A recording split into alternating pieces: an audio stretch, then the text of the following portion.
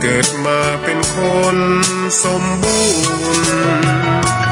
ดับหายเพียงร่างกายไว้ชีวาแต่กุศลผลกรรมทำมาย่อมแปลงค่ากลายเป็นทุนส่งผลให้ทุกคนเวียนวนไม่สูญสุขและทุกข์เป็นไปตามทุนที่พวกคุณได้ก่อทำมา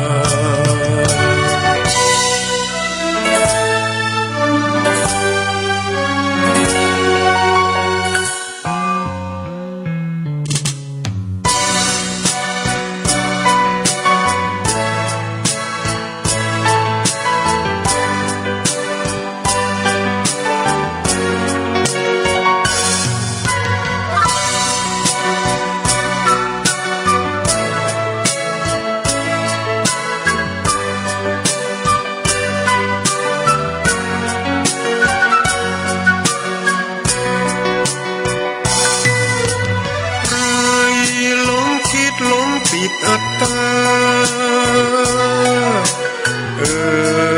ว่าใจแจ้งกมลแม้นใครกลงได้คงสุขล้นชีวิตมีมองมนเกิดมาเป็นคนสมบูรณ์ดับหายเพียงร่างกายไว้ชีวาแต่กุศลผลกรรมทำมาย่อมแปลงค่ากลายเป็นทุนส่งผลให้ทุกคนเวียนวนไม่สูญสุขและทุกข์เป็นไปตามทุนที่พวกคุณได้ก่อทำมา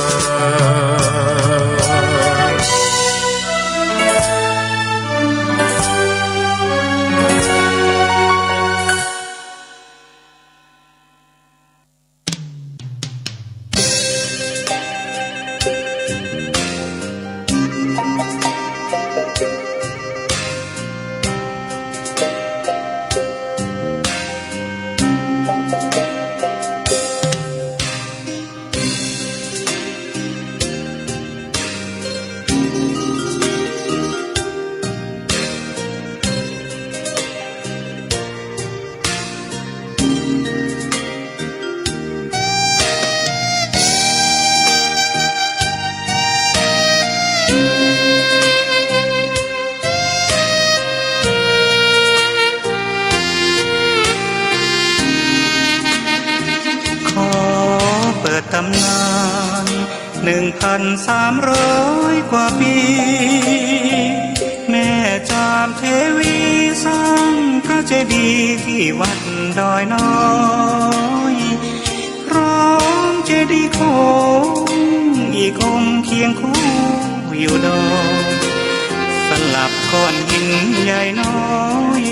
ร้อยเรียงน่าอัศจรรย์พระธาตุสีทองแงนมองฝูงพึ่งทำรังช่างมีมนต์ขลังพลังศักดิ์สิทธิ์บนนั้นกล่าวคำไหว้สากราบสักการะคนลุกคนฉันสัมผัสถึงสายสัมพันธ์คงเป็นลูกหลานเคยร่วมสร้างบุญ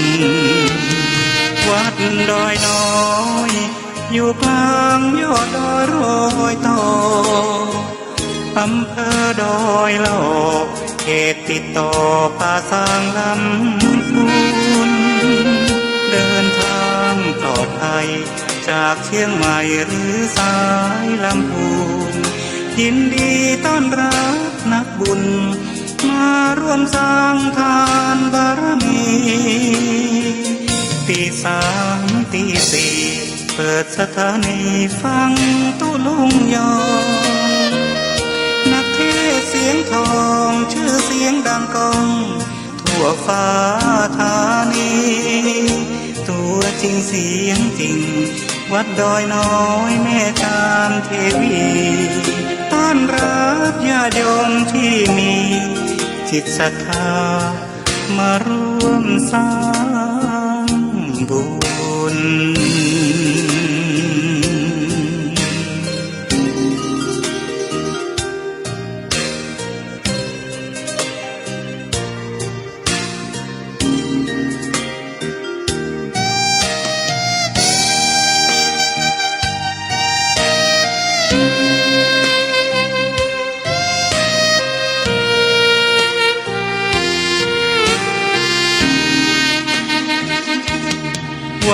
ดอยน้อยอยู่กลางยอดดอยโรยต่ออำเภอดอยละออกเขตติดต่อภาษางลำพูนเดินทางปลอดภัยจากเชียงใหม่หรือสายลำพูนยินดีต้อนรับนักบุญมาร่วมสร้างทานบารมีตีสามตีสี่เปิดสถานีฟังตุลุงยอนักเทศเสียงทองชื่อเสียงดังก้องทั่วฟ้าธานีตัวจริงเสียงจริงวัดดอยน้อยแม่จามเทวีต้อนรับญาติโยมที่มีจิตศรัทธามาร่วมสร้างบุญ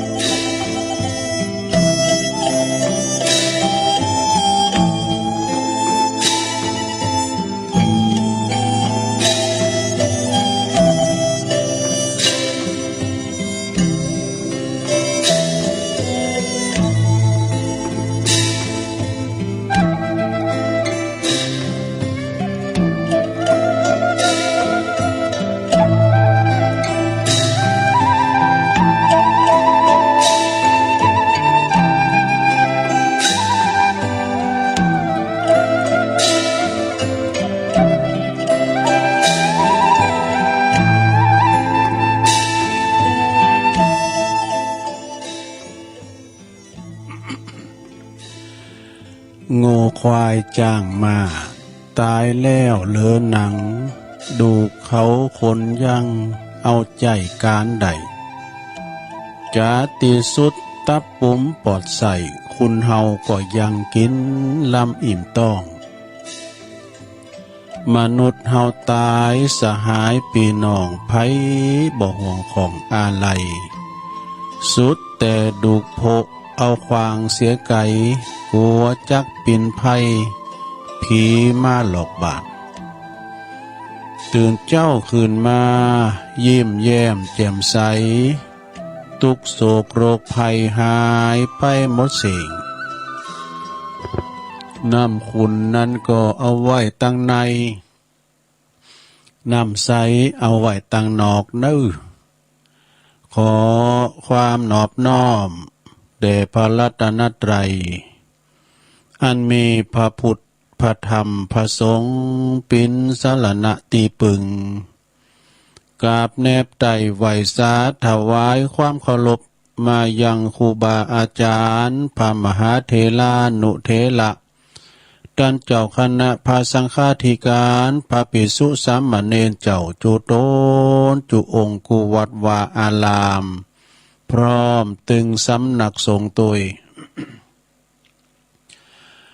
ขอเจริญปอนขอความสุขสดสดีจุงบังเกิดแด่บรรดาปอออกไม่ออกศรัทธาตันสาธุชนญาติโยมทั้งหลายเนาะตีเปิดวิทยุฟังกันอยู่ตั้งหอตั้งเฮินตั้งบ้านตั้งจองกันในเวลานี้เนาะเวลานี้ก็เป็นเวลาดีตีสามปลายมาสักน้อยก็มาฟังรายการนี้เปิ้นต่างชื่อหือว่ารายการซับเปเฮละปะกินนากะขอนลุงไก่แจ้งรายการเสียงธรรมแสงทองซึ่งก็ดำเนินรายการบริหารเวลาโดยต้นตัวแห่งอาตมาภาพนึกเก่ากระผมตุลุงนันชัยวัฒนาคเสโนคุณเก่าคุณเดิมคุณโบราณเมื่อถึงเวลาก็มาเข้าสู่รายการกันเนาะมามาจ้าพบปะกับปอออกไม่ออกศรัทธาต่างหลายที่เปิ้นนอนบ่หลับหรือว่าเปิ้นตื่นมาจับให้ก็ดีนะหรือว่านอนบ่หลับก็เดี๋ยวตูลุงเตทำไปก่อนลับไปเลยอีกก็มีเนาะก็มาฟังกันอันนี้เป็นรายการ ป ปีน้องต่างแสนพมบนน่ะแม่สุดถัดเปิดว่าขวัญใจคุณเฒ่า เปิ้นลูกเจ้าอีน่ะเนาะก็ฟังกันไป วันนี้ก็เช่นเดิมเนอะมาเตนเปิ้นอยู่เนอะสถานในรายการเตนเปิ้นอยู่วันนี้วันอังคารตามปกติก็จะเป็นอาจารย์ท่านพระอาจารย์สาธิตธีระธรรมโมเนาะเปิ้นก็อยู่ปูนศพเตินแต่เนื่องจากว่าอาจารย์พระครูอภิวัตท่านเปิ้นบ่ได้อยู่วัดเนอะเปิ้นไปต่างจากวัดปินเวลาอยู่ปุ่นนะปิกมาก็24ปุ่นนะเปิ้นก็มันมีไผที่จะเชิญรายการนะเนาะโปรแกรมเชิญรายการก็อยู่ตีนในกุฏิเปิ้นก็ล็อกตัวมดเจก็เข้าไม่ได้ก็เลยมอบหมายถวายเวลาฝากรายการไว้ให้ตัวลุงจัดยาวเลยเนอะตัวลุงถึงวันเสาร์บ่น่ะตึงหางเปิ้นหางตัวเนอะเมาไปเลยอีน่ะตัวลุงก็คุณเดียวเนาะฟังเปิ้นตึงลงตึงหลายก็เป็นรายการหน้าหมู่เด้อช่วยกันประคับประคองเด้อบึดตุลุงเปิดสายก็มามาจ้ากันเอกาสถานเนาะอันนี้เป็นรายการหน้าหมู่เฮาตึงลงนะวันนี้ตุลุงน้อมนำเอาพระธรรมเทศนาเด้อวันนี้จะสื่อโพลาจาตาเฮกะปอออกไม่ออกสถานเด้อตึงลงตึงหลายจะเตดน้ำเตดธรรมศาลากาลิวิจสูตรแล้วก็สื่อโพลาจาตาเฮกะปอออกไม่ออกสถานเด้อได้อยู่ดีมีสุขมีอายุหมันควันยืนมีโจกมีใจเนาะปราศจากทุกโศกโรคภัยขอเจ็บไปหือมาไก่ขอไข่จะไปหือมากายนะมีความสุขกายสบายใจเอาละก่อนที่จะเนาะตุลุงลืมเปิดไฟ เอาละแจ้งเรื่องแล้วเฮ้ยก่อนที่จะไปต่างสถานีวิทยุแต่ละตีแต่ละต่างแต่ว่าเขาได้น้อยเดียวเนี่ยเมืองฟางดักเพในเปิ้นโทรมา แต่เทคโนโลยีเนี่ยนะมันจำเติมมาก่อนอินเทอร์เน็ตเนี่ยลงให้ก็มีในมันดีก็มีในมันอินเทอร์เน็ตเลยนะฉะนั้นก็วันนี้ก็ดังละตุลุงเสกระบบแล้วเนาะเมืองฟางก็ดังแม่แจ่มก็ดังไฟหินนี่มีปัญหาวันนี้เปิ้นข่างเพลงเขาเจ้าในโรงเขาดูต่างฟังเพลงบักเก่าเนาะเอาไหวพระพร้อมกันเกินไหวพระพร้อมกันเกินตึงหลงอะระหังสัมมาสัมพุทโธภะคะวาพุทธังภะคะวันตังอภิวาเทมิสวากขาโตภะคะวะตาธัมโมธัมมังนามัสสามิสุปฏิปันโนภะคะวะโตสาวกสังโฆสังฆังนะมามินะโมตัสสะภะคะวะโตอะระหะโตสัมมาสัมพุทธัสสะนะโมตัสสะภะคะวะโตอะระหะโตสัมมาสัมพุทธัสสะนะโมตัสสะภะคะวะโตอะระหะโตสัมมาสัมพุทธัสสะอิติปิโสภะคะวะอะระหังสัมมาสัมพุทโธวิจาจารณาสัมปันโนสุขโตโลกวิตูอนุตตโลปุลิสตัมมาสาลาทิสัทธาเทวมนุสานังพุทโธภะคะวะติสวากขาโตภะคะวะตาธัมโมสันติติโกอากาลิโกเอหิปัสสิโกโอปันนะยิโกปัจจตังเวทิตาโปวินโยเหติสุปฏิปันโนภะคะวะโตสาวกสังโฆอุจจุปฏิปันโนภะคะวะโตสาวกสังโฆยายะป ปฏิปันโนภะคะวะโตสาวกสังโฆสามิจิปฏิปันโนภะคะวะโตสาวกสังโฆญาติตังจัตตาลิปุริสะยุคาเนอัตตาปุริสะปุคคลาเอสะภะคะวะโตสาวกสังโฆอาหุนายโยปะหุนายโยตักขินายโยอัญจลิกาลันนิโยอนุตตลังปุญญเขตังโลกัสสติจะยันโตโปธิยามุเลสกายานังนันทิวัตโนเอวังตวังวิจัยโยโหหิจัยยสุจัยยมังคะเลอปัลลาจิตะปัลลังเกสีเสปัตตวิปุคะเลอภิเสเกสัพพพุทธานังอากาปโตปโมทติสุนักตังสุมังคลังสุปาปาตังสุโหติตังสุขันโนสุโมโหโตจะสุยิถังพลัมมาจาลิสุปัทักขินังกายกัมมังวาจากัมมังปัทักขินังปัทักขินังมโนกัมมังปณิทิเตปัทักขินาปัทักขินานิกัตตวนะละพันตเถปัทักขิเน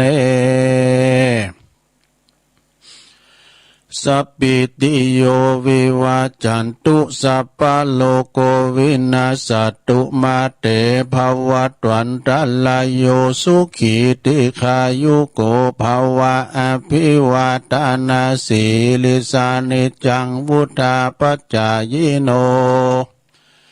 จัตตารโอธรรมาวาทันติอายุวันโนสุขังปะลังเอาแล้วศรัทธาปออกไม่ออกทั้งหลายเอ้ยเฮาได้ปากันสวดมนต์ไปปินตีเรียบร้อยก็ขอกุณพระติตะไหลรัตนะผ่านแผ่วพระแก้วเจ้าตั้งสามประการจุงได้มาปกป้องคุ้มครองรักษาครูบาอาจารย์พระมหาเถรานุเถระเจ้าคณะพระสังฆาธิการพระสงฆ์องค์สามเณรเจ้าได้อยู่กับวัดกับว่าเผยแผ่สัจธรรมคำสอนของพระสัมมาสัมพุทธเจ้าเนาะมีความงอกงามไพบูรณ์ในพระศาสนาพิธีเลื่อมใสศรัทธาของศรัทธาญาติโยมเป็นเนื้อนาบุญศรัทธาได้สักการะปูชากราบไหวเนาะพอออกไม่ออกศรัทธาก็เหมือนกันขอให้มีความสุขกายสบายใจมีสุขภาพพลานามัยสมบูรณ์แข็งแรงหนาแดงแสงกินข้าวลำกินน้ำลงขอปิ้นกำลังจิตกำลังใจปอลงแม่ลงเฮาตีเปิ้นเดินเหินไปในมาในบ่ได้เนาะเอาวิทยุปิ้นกูปิ้นกีมฟังกันตลอดวันลงมันถึงหลากหลายเนาะพอโทรทัศน์ก็มีการช่างพี่เบานะฟังอันนี้ไปเถอะเนาะเอาหูฟังเหตุการณ์ไปก็ได้นะหยิบจักไปแล้วก็เอาหูฟังไปจดจ่อกันไปนะเนาะเป็นกำลังจิตกำลังใจกันอยู่ดีมีสุขลูกหลานไปกินไปทานลูกหลานไปกราบไปขายก็ขอเดินทางแข็งขาดปลอดภัยเอาละต่อไปก็ไปตั้งสถานีวิทยุในเครือข่ายที่เปิดหับสัญญาณรายการธรรมะภาคภาษายองเนาะความจริงไม่ใช่รายการตุลุงเตอเนาะในช่วงเวลาตั้งแต่ตี 3ถึง5 โมงเป็นต้นไปก็มีสถานีวิทยุคลื่นเพื่อการศึกษาศาสนาและวัฒนธรรมวัดฝายหินตำบลสุเตปอำเภอเมืองเชียงใหม่ FM 104.50 เมกะเฮิรตซ์โดยเมตตาบารมีธรรมอาจารย์พระครูสมุวิสุวัฒน์วรกิจโจก็ลิงก์สัญญาณองค์คาลงในเมืองฟังกันแล้วสถานีวิทยุคณะสงฆ์อำเภอฝาง ตั้งอยู่ที่วัดพระบาทอุดมนำบ่อสาวาสำนักวิปัสสนา FM 100.25 เมกะเฮิรตซ์โดยเมตตาบารมีธรรมในหลวงพ่อท่านพระครูสุจิตานุรักษ์ด็อกเตอร์หลวงพ่อใหญ่เฮาเนอร์เจ้าคณะอำเภอฝางก็ต้องขอกราบขอบคุณในเมตตาธรรมอาจารย์ท่านพระอาจารย์จำเริญโชติธรรมโมแห่งวัดสันโค้งอำเภอแม่อายขอบคุณตุปีอมรเทพอุปสันโตตุปีโจเนอะพระเจ้าหน้าที่เขาลิงสัญญาณไปนอกเมืองฝางได้ยินแล้วบอเนาะว่าไง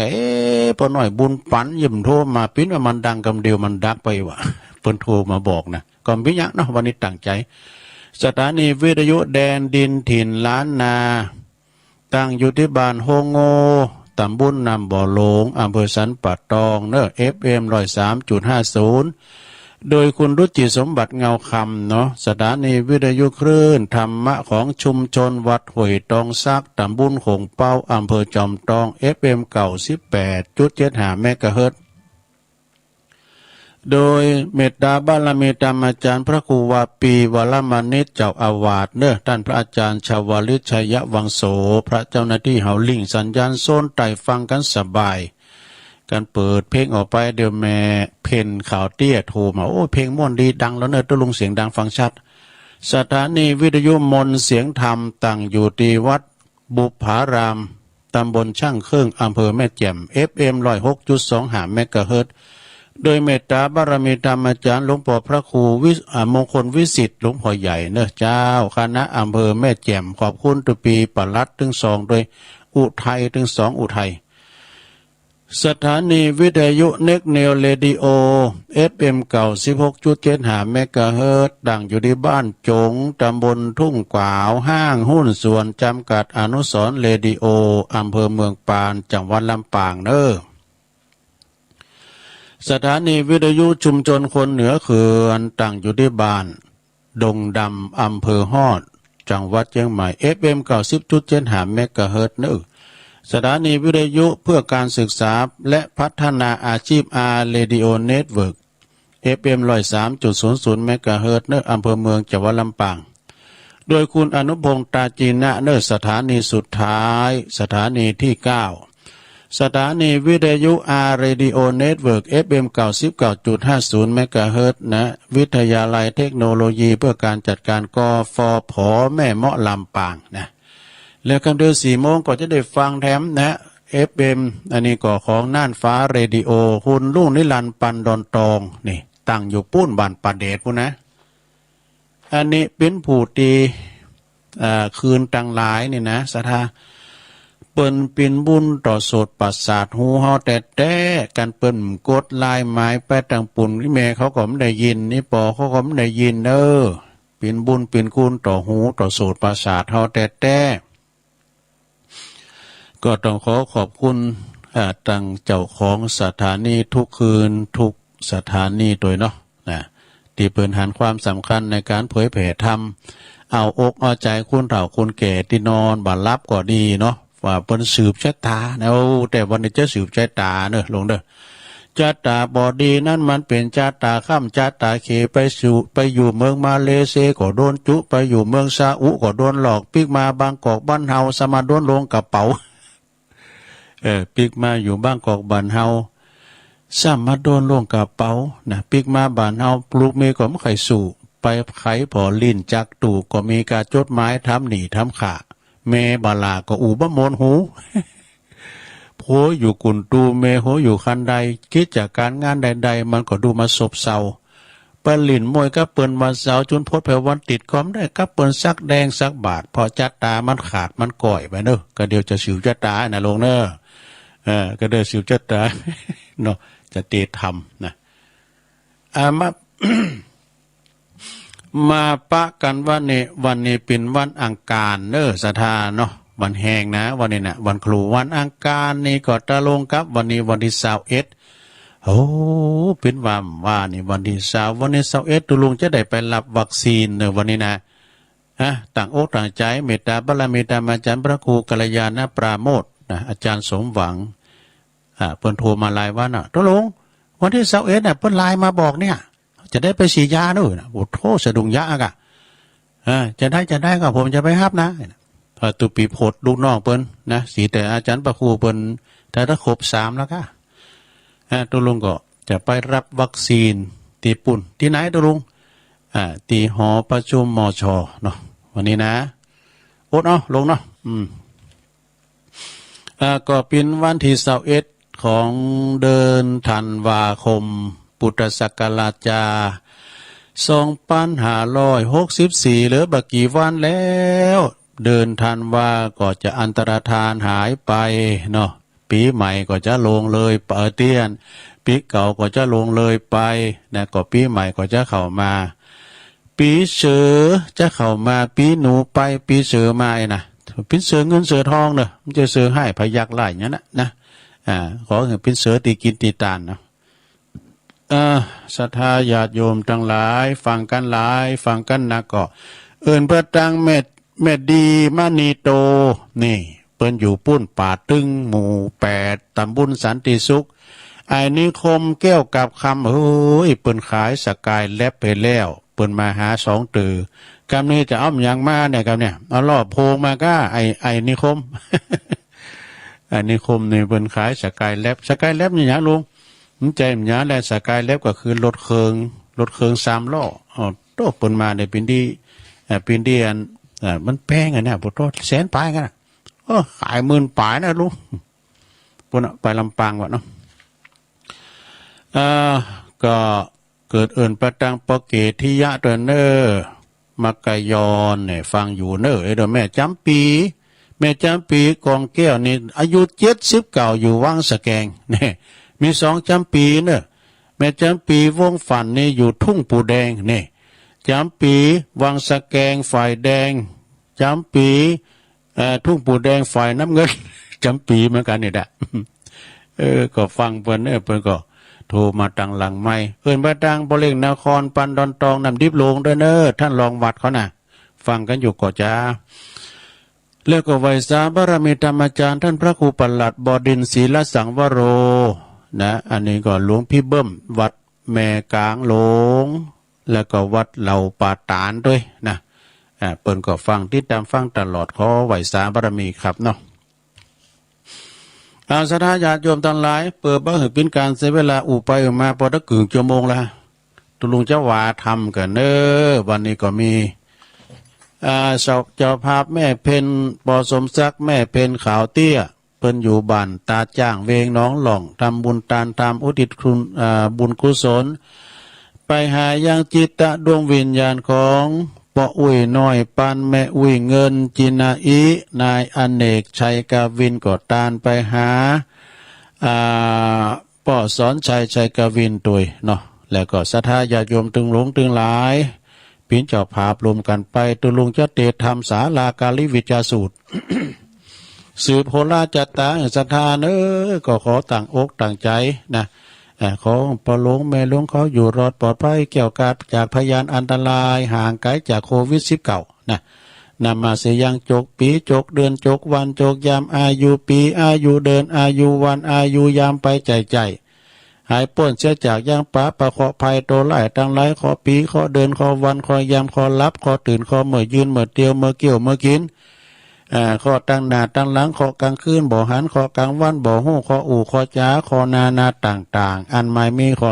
13นาม15ในลงเนอะคือมันแก้วมันกาดหอมหายตกไปตามสินไม้ไหลไปตามสินฝ่ายเอาละเนาะตอนนี้ไปตุลุงก็จะเตดนำเตดทำตุลุงนั่งอ่ะเดินเนอะอะลาฮัลโหลฮะถึงขอโทษโดยลงนะไฟที่ไหนว่าใครเตือนหามันมีหลากหลายนะลงเนาะเฮ้ยอย่างนี้ก็ใครเตือนหานะกะลุงก็มาแล้วดูเอาเสียงไว้แล้วนะมีสปะเนาะเอาอาจารย์นัดอ่ายมารัตนาธรรมกันเหรออาจารย์นัดอ่ายแพ้ปวงเอ้าเดี๋ยวตั้งใจนะลงนะตั้งใจ นิพพานังเยนากาลังลัมมังเยนากาสายังปณิต สุมามันเป็นไรไงมันปวดไปแล้ว เดี๋ยวตั้งใจใหม่ยังไหมสุมานะลงนะเดี๋ยว โอ้เดี๋ยวตั้งใจใหม่ เอ้าว่าทำเลยนะ อันนี้เป็นธรรมสืบชะตานะลงนะทำสาราการิวิจารสูตรเนี่ยนะสืบโพราชะตาเห็นไหมลงเขาพอลงเขาอยู่ดีมีสุขนะชะตานี่เป็นว่าสืบแปลว่าต่อนะต่อชะตาให้ยืนยาวต่อไปเนอะลงเนอะต่างใจเนอะฟังไปรับไปเนอะ นะโมตัสสะภะคะวะโตอะระหะโต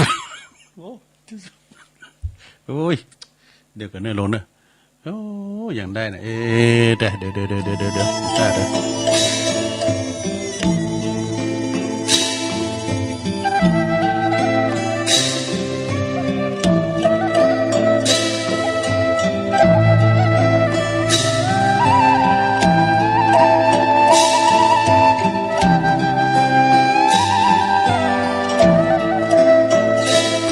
เอาแล้วศรัทธาเอาละตั้งใจทุลุงนี่มันเหมือนปืนนะก็เวลามันปวดนะปวดนี่มันคือว่ามันปวดไห้ก็ตามเด้อไปจู้ตื้มรักเด้อมันก่อนได้เป็นละอ่อนนะไห้เป็นผักกระตอนบนกันบดมันได้ไห้มานะไห้กันว่ากันมีไผก็ด่าครับ การเปิดเตียวไกลมากก็แต่งไห้ว่าแล้วกันมันไข่โหก็อันน่ะซะท่ามันปวดไข่โหแล้วก็เดี๋ยวมันขึ้นไปกับไข่โหเนี่ยทุลังทุเลไกฮะจะจมในทำพวกนี้นะตั้งใจนะลงเด้อเอาใหม่ตั้งใจนะโมตัสสะภะคะวะโตอะระหะโตสัมมาสัม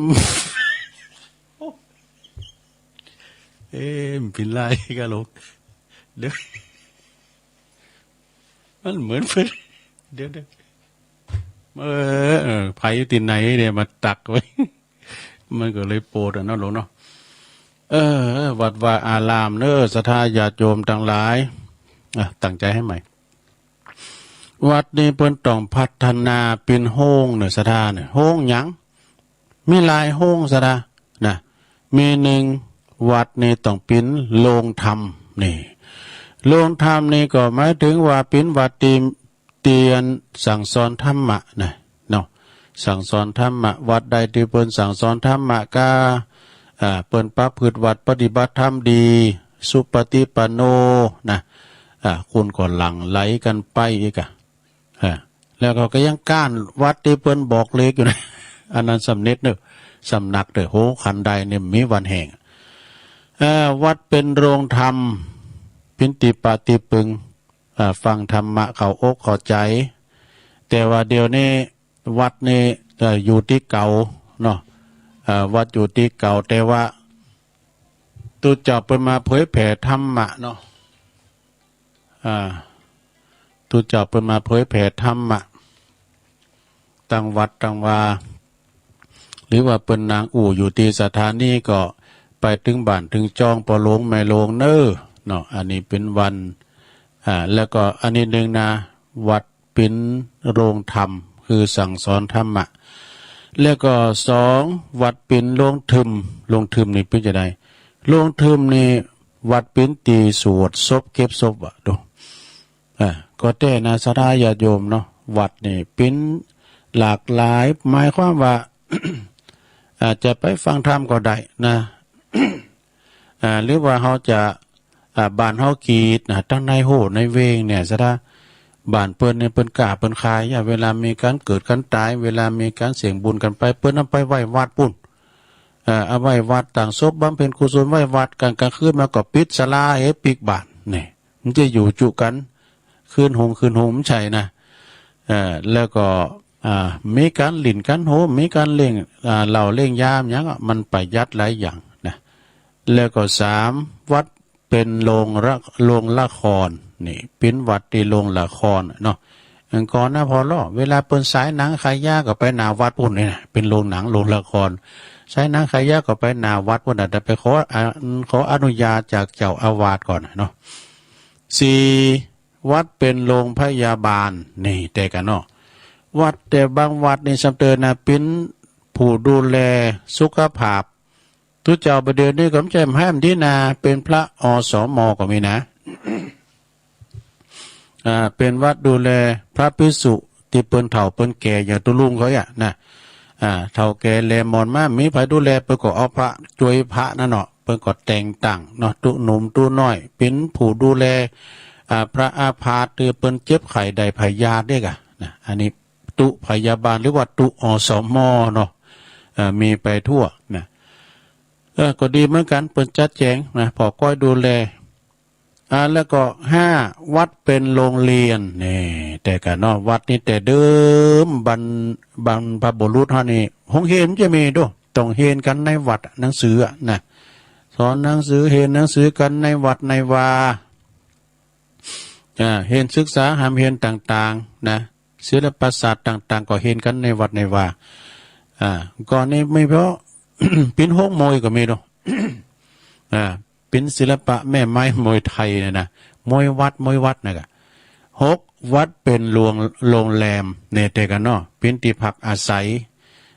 ก็เอกะอย่างว่าน่ะทุเจ้าไทยไปมาหา6ตุนคุณบ้านนั้นหนึ่งรถตู้นะมาพักวัดเนี่ยสบายปวดตัวห้องน้ำห้องส้วมก็สบายนอนรับฝันดีการไปโรงแรมในเสียงร้ายเนอะ เปิ้นหูจักคุณเคยกราบหลวงปอเปิ้นก็โทรมาจะมาพักใน2 คืนเปิ้นก็มาพักคืนแรกกลางวันเปิ้นก็ไปเอาดอกอินทนนท์ปีกมาแล้วนอนทั้งคืนเนี่ยร่มพวกเจ้ามาไปเอาเจียงไฮ้เนาะระยองบ่เนาะสุดท้ายวัดที่7วัดเป็นโรงงานนี่วัดปิ่นตีฝึกฝีมือของพระเนนเนอะอย่างที่สุมาได้วัดพระธาตุโดยน้อยเนี่ยก็ไม่ใช่ใครอดใครอ่างนะพระเนนที่เปิ้นมาโบสถ์นี่นะปิ่นศาลาหมดขี่กระเบดนะอันหลวงพ่อเปิ้นแป้งอันนั้นแป้งตัวแป้งตังนี่นะก็เอาพระเนนนี่เนาะก็วิหารถึงหลังเนี่ยเพดานเนี่ยพระด้วยหมดเปิ้นตีอันเพดานนะเป็นเทิงใหม่ สุมปูนก้ามสังกาเนี่ยโอ้พันเนนด้วยหมดจบไปก็ถึงหูสุมปูนยังเอายังพองเลยทรายต่อใดหินต่อใดปูนต่อใดน้ำต่อใดนี่มันจะหูหมดนะวัดเป็นโรงฝึกวิชาความหูฝึกทำการทำงานฝึกเป็นช่างเป็นศาลาเนาะอันนี้ก็เอามาแถมท้ายก่อนที่ตุลุงเจ้าวาดทำก็นี่ต่างใจละนะเอาวาดทำเกิน สืบชะตานะลงนึกสุมาเนื้อที่เลี้ยงผ่านแม่เจ้าก่อนมันไข่โหบ่แต่มันปวดไอปวดอย่างนี้มันหามบ่ใดนะปวดไข่โหปวดไข่เนี่ยตุลุงมันเหมือนเปิลนะเอาแต่ละก็นี่เอาแต่ละ นะโมตัสสะภะคะวะโตอะระหะโตสัมมาสัมพุทธัสสะอิตังสุตังติปามันตังพังกวาเวหัลลันติงกินจากุตังปัมปะตังอเดลัตังราจากะหะอาสิสาทะโวดุลาสาปุลิสาตังลายังเมสัมมายากาลาคาบหนึ่งพระพุทธภกวาอันว่าพระพุทธเจ้าแห่งลาวก็สถิตอยู่สำลานอยู่ที่เหนือเขาดอยกิจกูดอันมีที่จิมไกลาเวียงลาจากาหนากรที่นาละในกาลคาบหนึ่งมหาอนันตาเถนเจ้าตนมีอายุใดถ้าลงพยาธิโลกาเป็นอันมากนักก็เมนแลเมื่อนั้นพระพุทธเจ้าก็เสด็จไปสู่สำนักแห่งมหาอนันตาเถนเจ้า แล้วก็นั่งอยู่เหนืออาสนะอันมหาอนันตเถรเจ้าหากปูไว้ดีแล้วพระพุทธเจ้าก็กล่าวว่าอนันตตรังอันว่าตัณหาอาปาทิโกอันว่าพยาธิโลกาตั้งหลายฝูงนั้นก็ยังบ่หยุดหย่อนผ่อนไม้แควนแก่ท่านอันจะลืออภิกามันติรู้ว่าพยาธิโลกาอันเป็นทุกขเวทนามากหนักนั้นก็ยังบ่หยุดหย่อนผ่อนไม้แควนแก่ท่านอันจะลือ รู้ว่าปัญญาติโลกาแห่งต้านหากมาบ่หยุดหย่อนบ่ผ่อนไม้เสียแก่ต้านอันจะลือพระพุทธเจ้ากล่าวแก่มหาอนันตเถรเจ้าสานิหันแลท่านในกาลนั้นมหาอนันตเถรเจ้าตนมีอายุก็ยกมือไหวพระพุทธเจ้าเลี้ยวก็กล่าวว่าปันเตภควาคาเดพระพุทธเจ้าอาปาทาอันว่าปายาติโลกาอันเดือดเนื้อร้อนใจเป็นทุกขเวทนามากนักก็บ่ถอยไม้แควนแก่ข้าจะแลโสอาปาโตอันว่าปายาติโลกาอันนั้นก็ยังบ่หยุดหย่อนผ่อนลุงแก่ข้าแลพระพุทธแก่ข้าสักน้อยแลว่าอาละมหาอนันตเถรเจ้าไว้พระพุทธเจ้าสันนิหันและอิมังธรรมาอิมังสาลากาลิวิจจสุตังพระพุทธเจ้ากล่าวแก่มหาอนันตว่าดุลาอนันตตรังอันว่าต้านจุงจักสันนำจำจือไว้ยังสาลังกาลิวิจาสูตรอันนี้ฮือเป็นกุลแก่ท่านเตอะในเมื่อท่านและจำไว้ฮือมันกุงดังอานะก็จักเป็นปัญโยชนะมากนักและการว่าท่านสั่งว่าสวัสดิยายังสาลากาลิวิจาสูตรอันนี้ไปใจใจก็จากโพ้นจากยังพัญญาทิโลกาและพยาอันสะดุงตกใจกลัวปองนาปอนนาหัวปองสายองเส้นขนลุกตุกเส้นแต่ดังอานะท่านก็จักได้มีเตจะลิติผาเปสัตถูตั้งมวลก็ด้วยอนุภาวาสาลากาลิวิจสูตรอันนี้จะแลจตุนังปาเลสานังภิกขุหินังภิกขุเนนังอุปาสกาอุปาสิกานังอัฏฐายะหิตายะสุขายะอนันตสัมมาสัมพุทโธสาลากาลิวิจาสุตังเตสิตังดุลาอนันตาอันว่าสาลากาลิวิจาสุดวงนี้อันพระพุทธเจ้าทั้งหลายหากเทศนามาจุพระองค์พระยังกับด้วยประโยชนะอันพระเสริฐล้ำเลิศยิ่งนักเพื่อเป็นสุขเป็นประโยชนะเป็นบุญเป็นกุลแก่สัตว์โลกทั้งหลายทั้งสี่จำพวกคือว่าภิกขุภิกขุเนอุปาสกาอุปาสิกาในภาวะและภาในภาวะอันนี้และภาวะอนาถลาต่อตาวถึงนิพพานเจ้าอันบ่รู้แก่เท่าบ่รู้ตายนั้นและวิปัสสิอนันตสัมมาสัมพุทธัสสะอิมัง สาลากาลิวิจาสุตังภาสิตังกกุสันตตัสสะปิอนันตสัมมาสัมพุทธัสสะอิมังธัมมา อิมังสาลากาลิวิจาสุตังโกนากามานาสปิอนันตสัมมาสัมพุทโธอนันตสัมมาสัมพุทธัสสะอิมังสาลากาลิวิจาสุตังอนันตาสัตตาลิมานาเอตลาหิสัมมาสัมพุทธัสสะสะอิมังสาลากาลิวิจาสุตังอนันโทอดุลาอนันตะแม้นว่าพระพุทธเจ้าตนชื่อวิปัสสิอันนาทรัตพยาอันตรัตลาภัย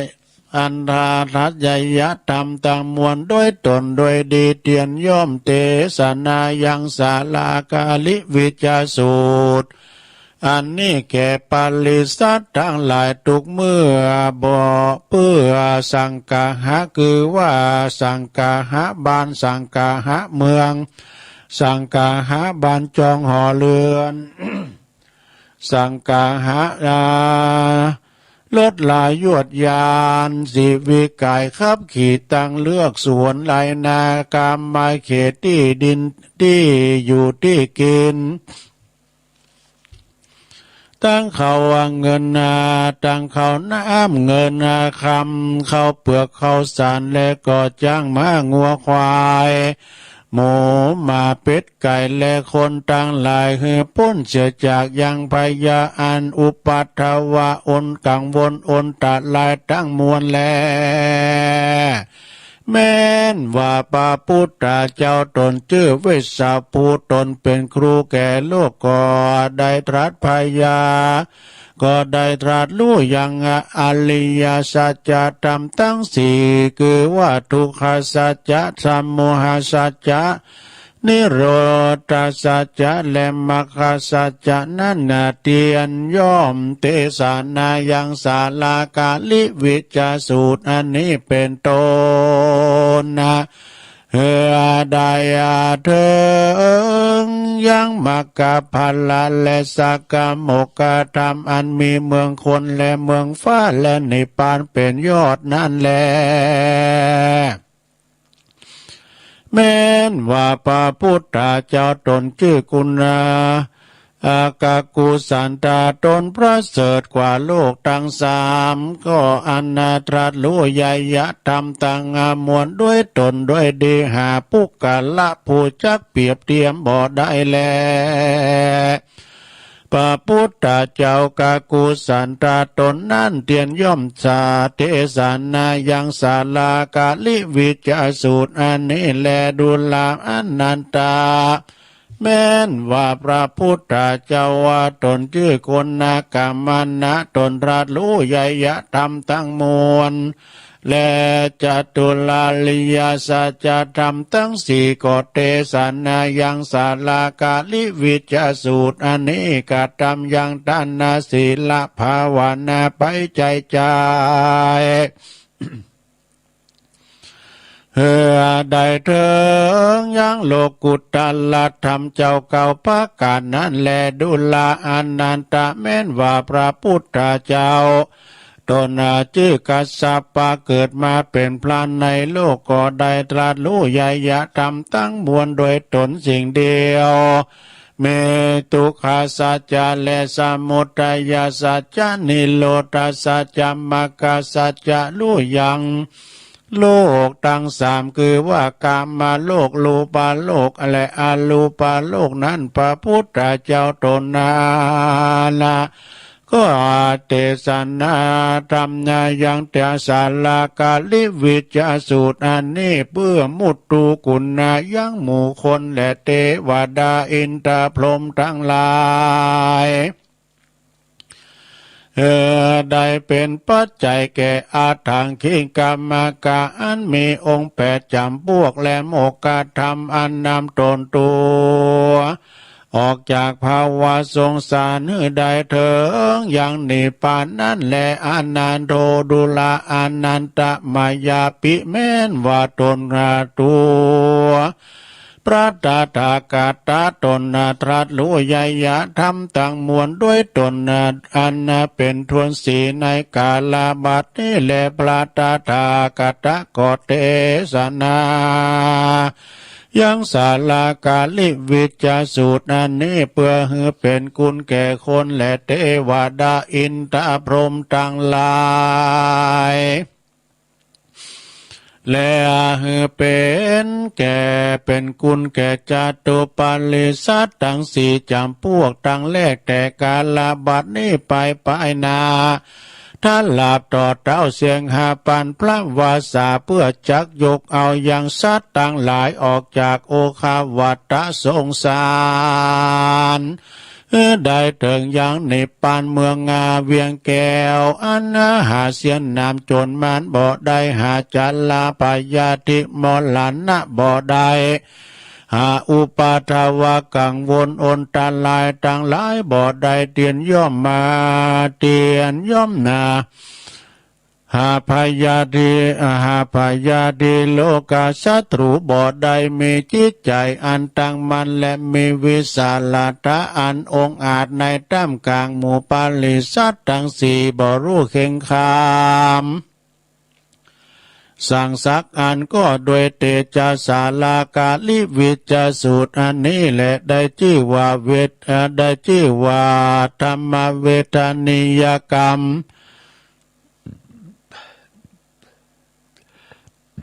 พากดหันมาตอนนาบัดนี้แลแม้นอินตาธิราชตนเป็นเจ้าแก่เทวดาตั้งหลายเรียนแต่สำนักแห่งกุปราตถาคตได้แล้วก็ยังสั่งว่าสวัสดิยายไปจุวันบ่ขาดและอนันโตดุลาอนันตเถนอันว่าสัตลากาลิวิจสูตรดวงพระเสดนี้หากได้ยังอุทุลาตุทุลาอุลุลาตันดุลามัตุลาบุภาลากัลละลาติดังนี้ได้ชื่อว่าศาลากาลิวิจสูตรและดุลาอนันตโยโจโกจิปุกกาโลอันว่าปุกกาละผู้ใดคือว่าเจ้าพระยามหากษัตริย์และเสนาอามาตย์นักปราชญ์เจ้าอาจารย์พระมณกาหบดีได้สร้างเขียนยังตำศาลากาลิวิจสูตรอันนี้เอโกอาคาลาโตวาเต้าแต่อาคาลาตัวหนึ่งก็ดีแต่ปาปาตาโตวาแต่บทก็ดีโสปุกะโลอันว่าปุกะละผู้นั้นก็บ่หอนว่าจักตายด้วยสัตตาลิสานตัวเครื่องขาบหยาบจากลาคันนองมีตนว่าจางร้ายมาร้ายงัวควายตัวลายจะเข็บแมงป่องตัวร้ายเสือมีตัวร้ายหอกดาบไม้คอนก้อนดินและทันตกรรมอันน่าเกิดแต่เต้าปลายาก็บ่มีแลด้วยเตจะบุญแห่งศาลากาลิวิจสูตรหากรักษาและเป็นที่เปิ้นบันเตาเอาเสียยังพยะทั้งมวลแลโยปุกกาโลอันว่าปุกกาลผู้นั้นก็จักอยู่สวัสดีก็บ่มีปายาที่อันใดแลเว้นไว้แต่กรรมวิบากกาไปหลังหากได้กระทำแก่กันแต่อเนกชาติอันนับบ่ได้เป็นกรรมเป็นเวรแก่กันไปมาใจในวัฏสงสารในอ่านหาเก้าหามูลละบ่ได้ใครยาวัยยาเกิดมาแล้วป้อยตายแล้วป้อยมากาตามไล่แก่กันนั่นแหละธรรมปาทานสังฆปาทานเขาอยู่สวัสดีมีลาภมีเตจะผ่าแป้ขาศึกศัตรูต่างมวลแลพระก่อไปด้วยทานาปัญญาต่อเต้าถึงนิพพานนั่นแลหุตตสัตตสังลาขังกตังภวิสาติตาตาอุตตลังนัลลปาติดุลาอนันตโยปุกกาโล อันว่าปุกกาละผู้ใดละผู้น้อมจิตใจเข้าไปสู่ธรรมเทศนาอันนี้โดยสัจจคาลาวะคบยำและน้อมใจติดต่อซึ่งธรรมเทศนาแห่งกูปราตถากาตะดวงพระเสดนี้ในกาลทุกเมื่อก่อดีแม้นขออุบาทพยาธิโลกาอันเกิดมีในตัวตนด่าตั้งมวลก่อดีพยาอันละกังวลอนตาลายตั้งหลายก่อดีเป็นทุกข์ด้วยอันหาเขาของสัมปติบ่ใดก่อดีแม้นสะดุ้งตกใจกลัวด้วยอภัยยาตั้งหลายแต่เส้นขนลุกทุกเส้นก็ดังอันก่อดีอันว่าข้ออุบาทอนตาลายตั้งหลายก็ลำงับกับหายไปเสียงแต่และปุกกาลาพูนนั่นก็จักอยู่สุขสวัสดีและก็โดยสัจจารธรรมศาลากาลิวิจสู่ดวงผาเสดแห่งพระตถาคตนี้หากรักษาอย่างปุกกาลาพูนานะได้เหมาก้าขึ้นเขาของสัมปติหลังไหลมามั่งมูลตุ้นเต้าตุกคำเจ้าอยู่สวัสดีทุกเมื่อแลอนันตะปูใดตั้งเครื่องปูจาโดยสิ่งมีตนว่ามีข้าวเปลือกข้าวสารปฏิษน้ำมันเชื้อเพิงเตียนข้าวตอกดอกไม้กันตาของหอมต้นกล้วยต้นอ้อยจ้อน้อยตุงใจยาวและปัจจัยเงินคำตั้งหลายมาตั้งไว้สมมุติขีตานนาสองนาฮือเจ้าปีคุตนมีสินบริสุทธิ์เตสนายังทำศาลากาลิวิจาสูตรอันนี้ไปสั่งกาหาคือว่าสืบจาตาบานจาตาเรือนจาตาเมืองจาตาเงินคำไรนาคำมาเขตสืบจาตาถงเป็นควาคลุงควานสืบจาตาคนยิงใจสืบจาตาเวียงและอารามวัดฟ้าอารามตั้งหลายตั้งสามปีทัดกันยาฮือขาดสายเตออันว่าบ้านเมืองเรือนและเวียงใหม่อารามต่างหลายก็จักวุฒิจำเริญการกรุงรุ่งเรืองมาโดยลัสธรรมคำสอนแห่งครูพระตถาคตบ่อยาจันและนาศาลากาลิวิจาสุตังเนติตังกิยาอันเก่ายังธรรมเทศนาศาลากาลิวิจาสูบสื่อจาตาบานจาตาเรือนจาตาปุกละยิงใจก็บังโกมโสมเรสเดชแล้วเท่านี้ก่อนแลสาธุสาธุสาธุเอาแล้วศรัทธาญาติโยมทั้งหลายตุลุงก็เตทำศาลากาลิวิจาสูตรเป็นธรรมสื่อโพลาจาตาเนอะบ้านจองหอเฮินปุกละยิงใจสืบจาตาสัตตลิสานทั้งหลายมีเพียวจ้างมากงูควายวะนะศรัทธาเนอะไรนาคามาเขตว่าจะเป็นวัดวาอารามทั้งหลายเนาะวุฒิจำเลินแม่หลวงเขาก็อยู่ดีมีสุขอายุหมันควันยืนมีโจกมีใจนะปราศจากทุกโศกโรคภัยขอเจ็บไปหึงมาไก่ขอไข่จะไปหึงมากายได้อยู่กัมจูปูจาศาสนาไปหึงเมื่อนานเนาะลูกหลานทั้งหลายก็ขอให้มีอนาคตลุงโลดแจ่มใสเนอขอได้ทำการทำงานดีๆบรรลุวัตถุประสงค์ของตนที่ปรารถนาไว้เนาะเอาสืบชะตาเป็นภาษาบาลีทำกรรมหนึ่งกันจะลุงหมดก็แห่เนาะมันได้เอามุนนะมันได้สืบชะตามุนนี่เอาจะสืบชะตาปลงไม่ลงเขากันเด้อ อติอุณาจาวิจัยโยตัมโมโลเกอนุตตาโลสัพพสัตตาหิตัทายาตังตวังกันหาหิเตวะเตปาริวะเจราจาตันเตอมานุเสหิปาวะเคปยาเกนะเกวิเสปุเตอากาลมาลาเนนะจัสสะปัสสะมามาลานามุตโตตาเปตวากาลมาลิตังตัสเสวะอนุภาเวนะอนตุเตโวสุขีสัตตาสุตาสีลังสามาตายังธัมมังสุจาริตังจาเลตัสเสวะอนุภาเวนะหนตุเตโวสุขีสัตตาลิขิตังจินติตัง ปูจังตาลานางวาจานางกาลุงบาเลสังเตสานางสุตวตัสสะอายุปวัตตติสกาตวาพุทธาลัตตานางโอสาตังอุตตมังวาลังหิตังเทวามานุสานางพุทธาเตเจนะโสตินานาสันตุปัตตวาสเปตุขาวุปัสสะเมนตุเตสกาตวาธรรมาลัตตานางโอสาตังอุตตมังวาลังปาลีลาหุปัสสะมานังธรรมะเตเจนะโสตินานาสันตุปัตตวาสเปพยาบุปัสสะเมนตุเตสากาตวาสังฆาลัตตานางโอสาตังอุตตมังวาลังอาหุนายังปาหุนายังสังฆาเตเจนะโสตินานาสันตุปัตตวาสเปโลกาบุปัสสะเมนตุเตอินตาจาตาเทวจาตาปรมาจาตามหาปรมาจาตาอิสิจาตามหาอิสิจาตามุนิจาตามหามุนิจาตาปุริสจาตามหาปุริสจาตาจักวัฏิจาตามหาจักวัฏิจาตาพุทธจาตาปัจเจกพุทธจาตาอรหันตจาตาสัพพสิทธิวิจาตาลานังจาตาสัพพโลกาธิปติยานังจาตาเอเตนะสัจวะเจนะตุยหังสุวัติโหนตุตุยหังสวหายะนะโมพุทธัสสะนะโมธัมมัสสะนะโม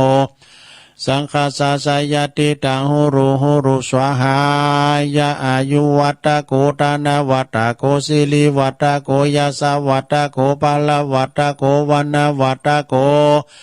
สุขวัตโกโหตุสัพพตาทุกขโรคะปยาเวราโสกสัตตุจุปัตตวะอเนกาอันตรายาปิวินาสันตุจเตจัสสาจยสิทธิทานังลาภังโสติภาคายัง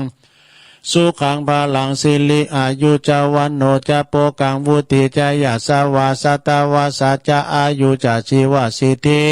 ภวันตุเตภวสัพพิติโยวิวัจจันตุสัพพโลกวินาสตุมาเตภวัตวันตาลโยสุขิติขายุโกภวะอภิวาทนาสีลิสานิจังวุตาปัจจายโนจัตตาโลธรรมาวาตันติอายุวันโนสุขังปะลัง เอาแล้วเนาะอยู่ดีมีสุขในโลกเนออยู่ดีมีสุขกินข้าวลำกินน้ำลงเนอปราศจากทุกโศกโรคภัยทั้งหลายเนาะยิ้มแย้มแจ่มใสเนาะมองโลกในแง่ดีตอนนี้ไปก็โอ้อยู่ดีสบายเนอะเนาะ อันนี้สืบชะตาออนไลน์อาจจะพิษไปพองตกไปพองเนาะที่ทำเจ้าก็สุมาโดยสารกาลิวิจสูตรนะแต่ก็เนี่ยตุลุงมีผูกหนึ่งนะปีน้อยยันเตชาวงศ์อาจารย์สุริยันเนี่ยเปิ้นเขียนปิ้นตัวเมืองเปิ้นถวายหลวงปอมีก็มอบไม้หลังจากเปิ้นเสียงบุญไปก็มอบไม้ตุลุงก็อ่านใดนะตัวเมืองนะตัวเมืองงานอย่างวัดธรรมนี่ป้านนะศูนย์ก็ไปมีตัวเมืองดอกนะแล้วเดี๋ยวนี้เขาห้ามปะแล้วก็ทำมันสารกาลิวิจสูตรเนี่ยก็เหมือนกันแหละนะอาจารย์เปิดเขียนงามบทต้องไปเขียนตัวเมืองนะอาจารย์สุริยันหน่อยยันเนี่ยแล้วก็พอดีตุลุงไปเอาถุงยามไปตัวเนาะไปงานปล่อยหลวงเนาะคืนเนาะนอนจูพวกก็เอาไว้ในลังโบราณแล้วไปอาบน้ำไปส่งน้ำปีขึ้นมาไปมีหายตึงถุงยามไฟหมดแล้วหมดอุดโถมเกยจะกรรมเดี๋ยวผมบัดนัดหมอกรรมยากระหายหมดโตจำนำนั่นมิได้โตจำนำหายหมดทำก็ทำกล่อมทำย้อยเมียลงมันนี่มันจะพองเอาอย่างลุงก็คือว่าช่างมันเถอะก่อนในเฮาแต่ถ้าหลักของมันเนี่ยเอามาเจ็ดใจอะไรแต่ก่อนเฮาถ้าหลักของเปิ้นจ้าปีนี้เปิ้นจัดนี่เฮามันหลักเปิ้นมาหลักของเฮาใช้สัญญาว่าก็จำได้ว่าจะตั้งมาอยู่หันปานปลายแล้วไม่หลายมันจะมีหมื่นไปแต่กันยากับโบโตซอหาในเล็บกับแป้งนึกว่ามันขุ่นจะตั้งแล้วมาว่าทุ่งยามควางหมดนั้นนี่กะเมื่อพอหน่อยเขาโจยซอหานะเมื่อมันปลาไปแล้วหมื่นแล้วเท่าหลายปีแล้วกันทุกเป็น10 ปีปลายแล้วก็เลยอันนี้เป็นถ้ำใหม่เนอะสถานเนอะเป็นถ้ำใหม่ทำที่เปิ้นปีมาในสารกาลิวิจสูตรสืบโหราจตาเนาะกันยังทำเมืองในปุตโตเปิ้นแน่นดีกะเปิ้นแน่นดี ละพิษผาดประกันได้สุมาอาภัยแต่เลยเจ้านะโอ้พิษผาดไปแต่ตุลูกมันปวดไข่โหนะมันมี2ปวดอะปวดไอก็เหมือนกันนะกับมันปวดไอนะมันดอกอย่างเมื่อกี้นะยาอย่างก็ตามเลยมันไอมันเสี่ยงปิดมันหายปวดไห้ก็เหมือนกันแหละการมันเสี่ยงปิดมันถึงหายการปวดไข่โหก็เหมือนกันแหละการปิดมันหายมันการมันหายปิดมันถึงหายเนาะกันอย่างไห้ว่าซะนะตัวลุงก็เคยไห้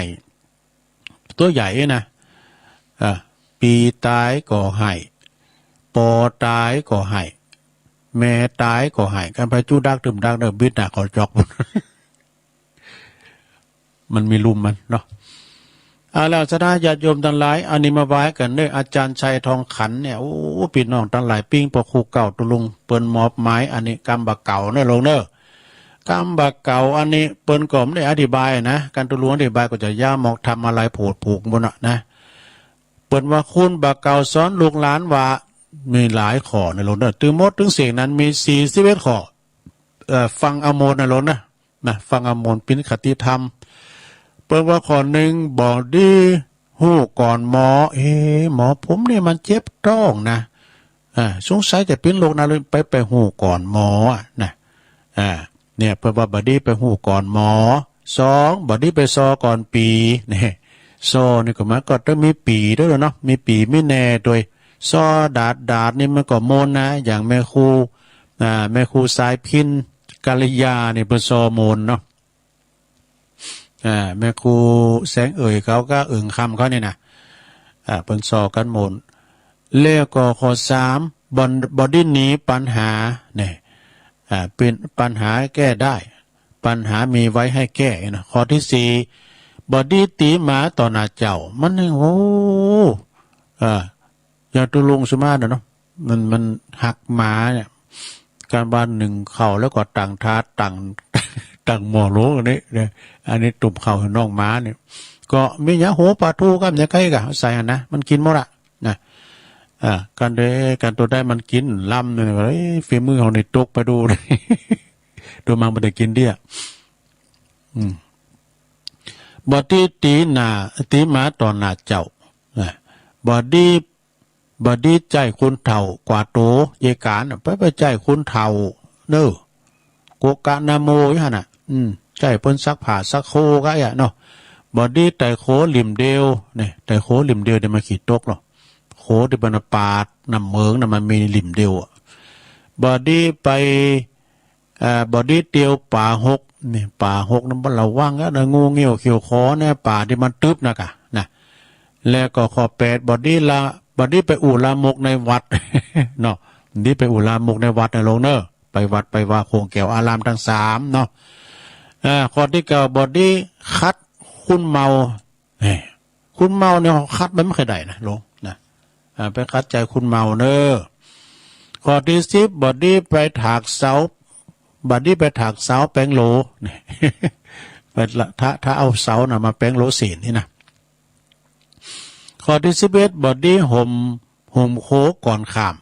จะไหวฮะในเราห่มบ่ร้อยนะเมามันจะหักข้อที่12บอดี้ห้ามคุณทำบุญไปทำบุญเปิ้นทำบุญบอดี้ห้ามเนอะสดาเนอะเจตนาเปิ้นตกไปห้ามเปิ้นจะทำบุญน่ะไปจะทำบุญทำกุศลไปห้ามเปิ้นนี่น่ะข้อที่13บอดี้หนุนคุณทำพิษนี่ข้อที่14บอดี้ปิดลูกปิดบอดี้พิษลูกปิดเมข้อที่15บอดี้โหเสใส่แขกข้อที่16เนี่ยบอดี้แหกประเพณีข้อที่17ก็บอดี้ป่ายสีคุณบริสุทธิ์เนี่ยคุณบริสุทธิ์พุทธผ่องเนี่ยไปป่ายสีจะเปิ้นไปนาบโตจะเปิ้นนี่นะข้อที่18บอดี้หมุดมุ่งสาวนี่ข้อที่19บอดี้หาวกลางหมู่ข้อที่20บอดี้ไปขู่เอาของไผ่ฟังอโมนในโรงเรียนมันอธิบายมันก็จะยาวเนาะข้อที่21บอดี้หนีไกลพี่น้องเนี่ยพี่น้องเปิ้นป้องเดียวกันเนี่ยมีปัญหาอย่างปรึกษาพี่น้องเด้อไปห่างไกลกันข้อที่22บอดี้ไปฟ้องเจ้านายนี่ข้อที่23บอดี้โวยวายเกินเหตุ ข้อที่24ก็บอดี้ลบเขตขั้นนาอันนี้แน่นอนกะแต่นานะบดี้เขตบดี้ไปอันลบบอดี้ไปลบเขตขั้นนาข้อที่25บอดี้คิง5ใส่ปอแม่เนี่ยแม่มก่อนนี่ละอ่อนก่อนนี่5ใส่ปอใส่แม่นะแต่มันจะว่าตั้งใจว่า5เนี่ยพ่อเดี๋ยว5ยาวนี่นะเนี่ย ว่าแม่เป็นอีก็มีนะตุลุงก็เคยว่าละอีนะอีแม่ อีแม่เนี่ยบ่ข้อที่25บอดี้ไปแวกลางบ่อนนี่บ่อนการพนันเนาะข้อที่27บอดี้ไปนางนางฟันลุ่มๆแรงๆ กันเอาถูกหวยแล้ววันที่1นะชื่อรถวีโก้สักกันหน่อยน่ะมันฟันลุ่มๆแรงๆก็เต้งไปแล้วคือมันถูกอ่ะ เนาะข้อที่28บอดี้คัดแย่งกับโหหน้าเนี่ยการคัดแย่งก็ตกงานเนอะหัวหมอเสียหัวหน้ากะเนี่ยดีมที่ตกงานน่ะข้อที่29บอดี้ไปอดกะอดล็อกนี่ล็อกบันนอกเดาศอกกอกในเวงเงี้ยบอกว่า ข้อที่30บอดี้ไปซวกห้างผึ่งนี่ข้ออันก่อนเนี่ยคุณที่เปิ้นเอาอันให้เอาอันลังมาเนาะเอาลังมาใส่รถถีบมากอะฮะใส่รถถีบมากอะมันตืดหัวโลตำรวจมาเกิดกะมันก็นึกว่าเป็นไหเงินอันไหเหล่ากะให้เราเถินจอดก่อนเอาอย่ามาเนี่ย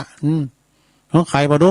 ระวังนะหมดระวังโดนต่อยนะเฮ้ยจากปืนออกมาเนี่ยจะตีไผ่จะตีข้าอย่าเปิดนะเดี๋ยวระวังโดนต่อยนะเนี่ยของเปิดกับโบไลพูกันออกมากับโบไลจีเนี่ยไปได้สักคนจีถึงเจ้าถึงขา ระวังโดนต่อยนะเนี่ยอันนี้เป็นคำขันสมัยก่อนละบอดี้นางลมบอดนางฟันลุ่มแรงบอดี้ข้าแยงโหนหน้าบอดี้โอดกว่าโอดรักบอดี้ไปซอกห้างผึ่งข้อที่31บอดี้หน้าบึงใส่คุณหักเนี่ยข้อที่32บอดี้ไปตักคุณหาป่าข้อที่24บอดี้ไปยั่วคนพาลข้อที่35เจ้า34เดี๋ยวนี้35แล้วนะให้มันหน่อยเดี๋ยวลงบอดี้ไปสอนลูกคำโก้เข่าได้กันเนาะการกินเข่าไปสอนมามันกินหมีมันได้มันลูกนี้แล้วแล้วก็ข้อที่36บอดี้กินเหล่าวันศีลอย่างเนอะอย่างกั้มกันเนอะวันศีลอย่างกั้มกันบอดี้ข้อที่27บอดี้แกว่งสุมาเนี่ยบอดี้แกว่งตีนหาน้ำนี่ข้อที่38บอดี้ไปตามคุณเย่อหยิ่งนี่ข้อที่39บอดี้อ่อยอิงยามมือเต็มใจวะข้อที่40บอดี้ขานไขกำหยาบข้อที่41สุดท้ายนะลูกเนอะบอดี้อาบน้ำเจียวนี่มันเจียวน้ำมันเจียวอ่ะนะเดี๋ยวจะตกน้ำตกนองไปเองกันเนาะ ขอบคุณอาจารย์ชัยทองคันเนอะนะส่งเข้าประกวดมานะก็บางทีก็ตัวลุงก็อ่านผิดอ่านถูกพองนะอ่านขามไปพองไม่ได้อธิบายเนาะโอ้สุมาเนี่ยต่อไปเขาประกาศข่าวสารงานบุญกันเนอะลงเนอะวันนี้นี่ชุกละหุกไปหน่อยนะประกาศข่าวสารงานบุญนะวันที่26นี่แหละญาติโยมทั้งหลาย26ธันวานี่ก็เป็นที่มีงานประจำปีเนอะที่วัดแม่ห้องไคร้เนื่องโดยวัดแม่ห้องไคร้ทุกโคเรือนกูหอหลังคาเหินเนี่ยเปิ้นมีงานจะมีงานทำบุญตานประเพณีนะจึงมีความยินดีบอกเล่นเชิญศรัทธาสาธุชนทั้งหลายไปรวมกินรวมตานด้วยกันเนอะกำหนดก็วันอาทิตย์ที่26นี่วัน26ติดหน้านี่กันเนาะลงเวลาก็บ่าย13 นาฬิกาคือบ่ายโมงนะบ่ายโมงที่วัดแม่ห้องไคร้นะตำบลแม่โป่งอำเภอดอยสะเก็ดป่าเมงบุญเนอะเปิ้นก็ต่างศรัทธาโดยมีเมตตาบารมีธรรมอาจารย์ท่านพระครูชลทานพิทักษ์ครูบาแดงเนอะอาจารย์แดงเจ้าอาวาสพร้อมหน่วยคณะศรัทธาแม่ห้องไคร้นี่ทุกโคเรือนเนอะเปิ้นก็ขอเล่นเชิญไปกินแปะตานไปรวมทำบุญด้วยกันในวันที่26เป็นวันติดนะธันวาเนี่ยก็ต่างอาจารย์ท่านพระครูเนี่ยโอ้เปิ้นมีความตั้งอกตั้งใจมีความสามารถก่อหลายอย่างแล้วก็เป็นคุณกันเองเนี่ยเปิ้นตักตายอย่างตุลุงนี่มียศมีฐานมีตำแหน่งหน้าที่อย่างซักอย่างจับเขาคุยกันได้นะ ก็ไปเข้ากำเนี่ยเปิ้นก็ตุลุงมานี่มาหิมกันนี่เนี่ยเปิ้นก็แป้งตีรับตีนอนไว้หันตุลุงไม้ไว้หันเนี่ยโอ้ต้องขอบคุณทางเมตตาบารมีธรรมอาจารย์แดงก็จะไม่ลืมในสถานเนี่ยวันที่26นะ26ท่านว่าก็ไปลมทำบุญกินต้านโดยการงานประจำปีที่วัดแม่ห้องไคร้ก็ไปตั้งแต่8 โมง9 โมงเปิ้นแต่พิธีการเปิ้นจะมีบ่ายโมงบ่ายโมงที่วัดแม่ห้องไคร้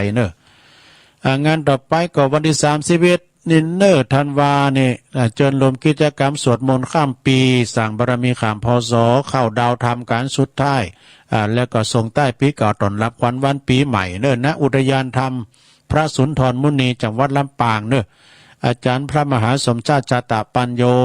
ก็ไปรวมกันที่หันไปกินแปะตานกันที่สำนักที่อุทยานธรรมสุนทรมุนี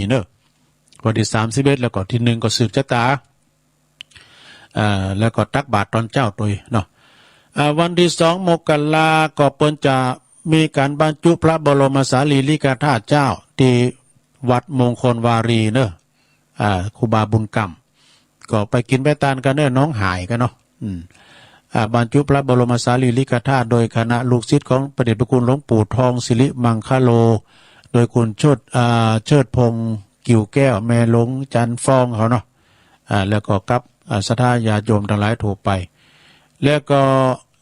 เดินลมทำบุญ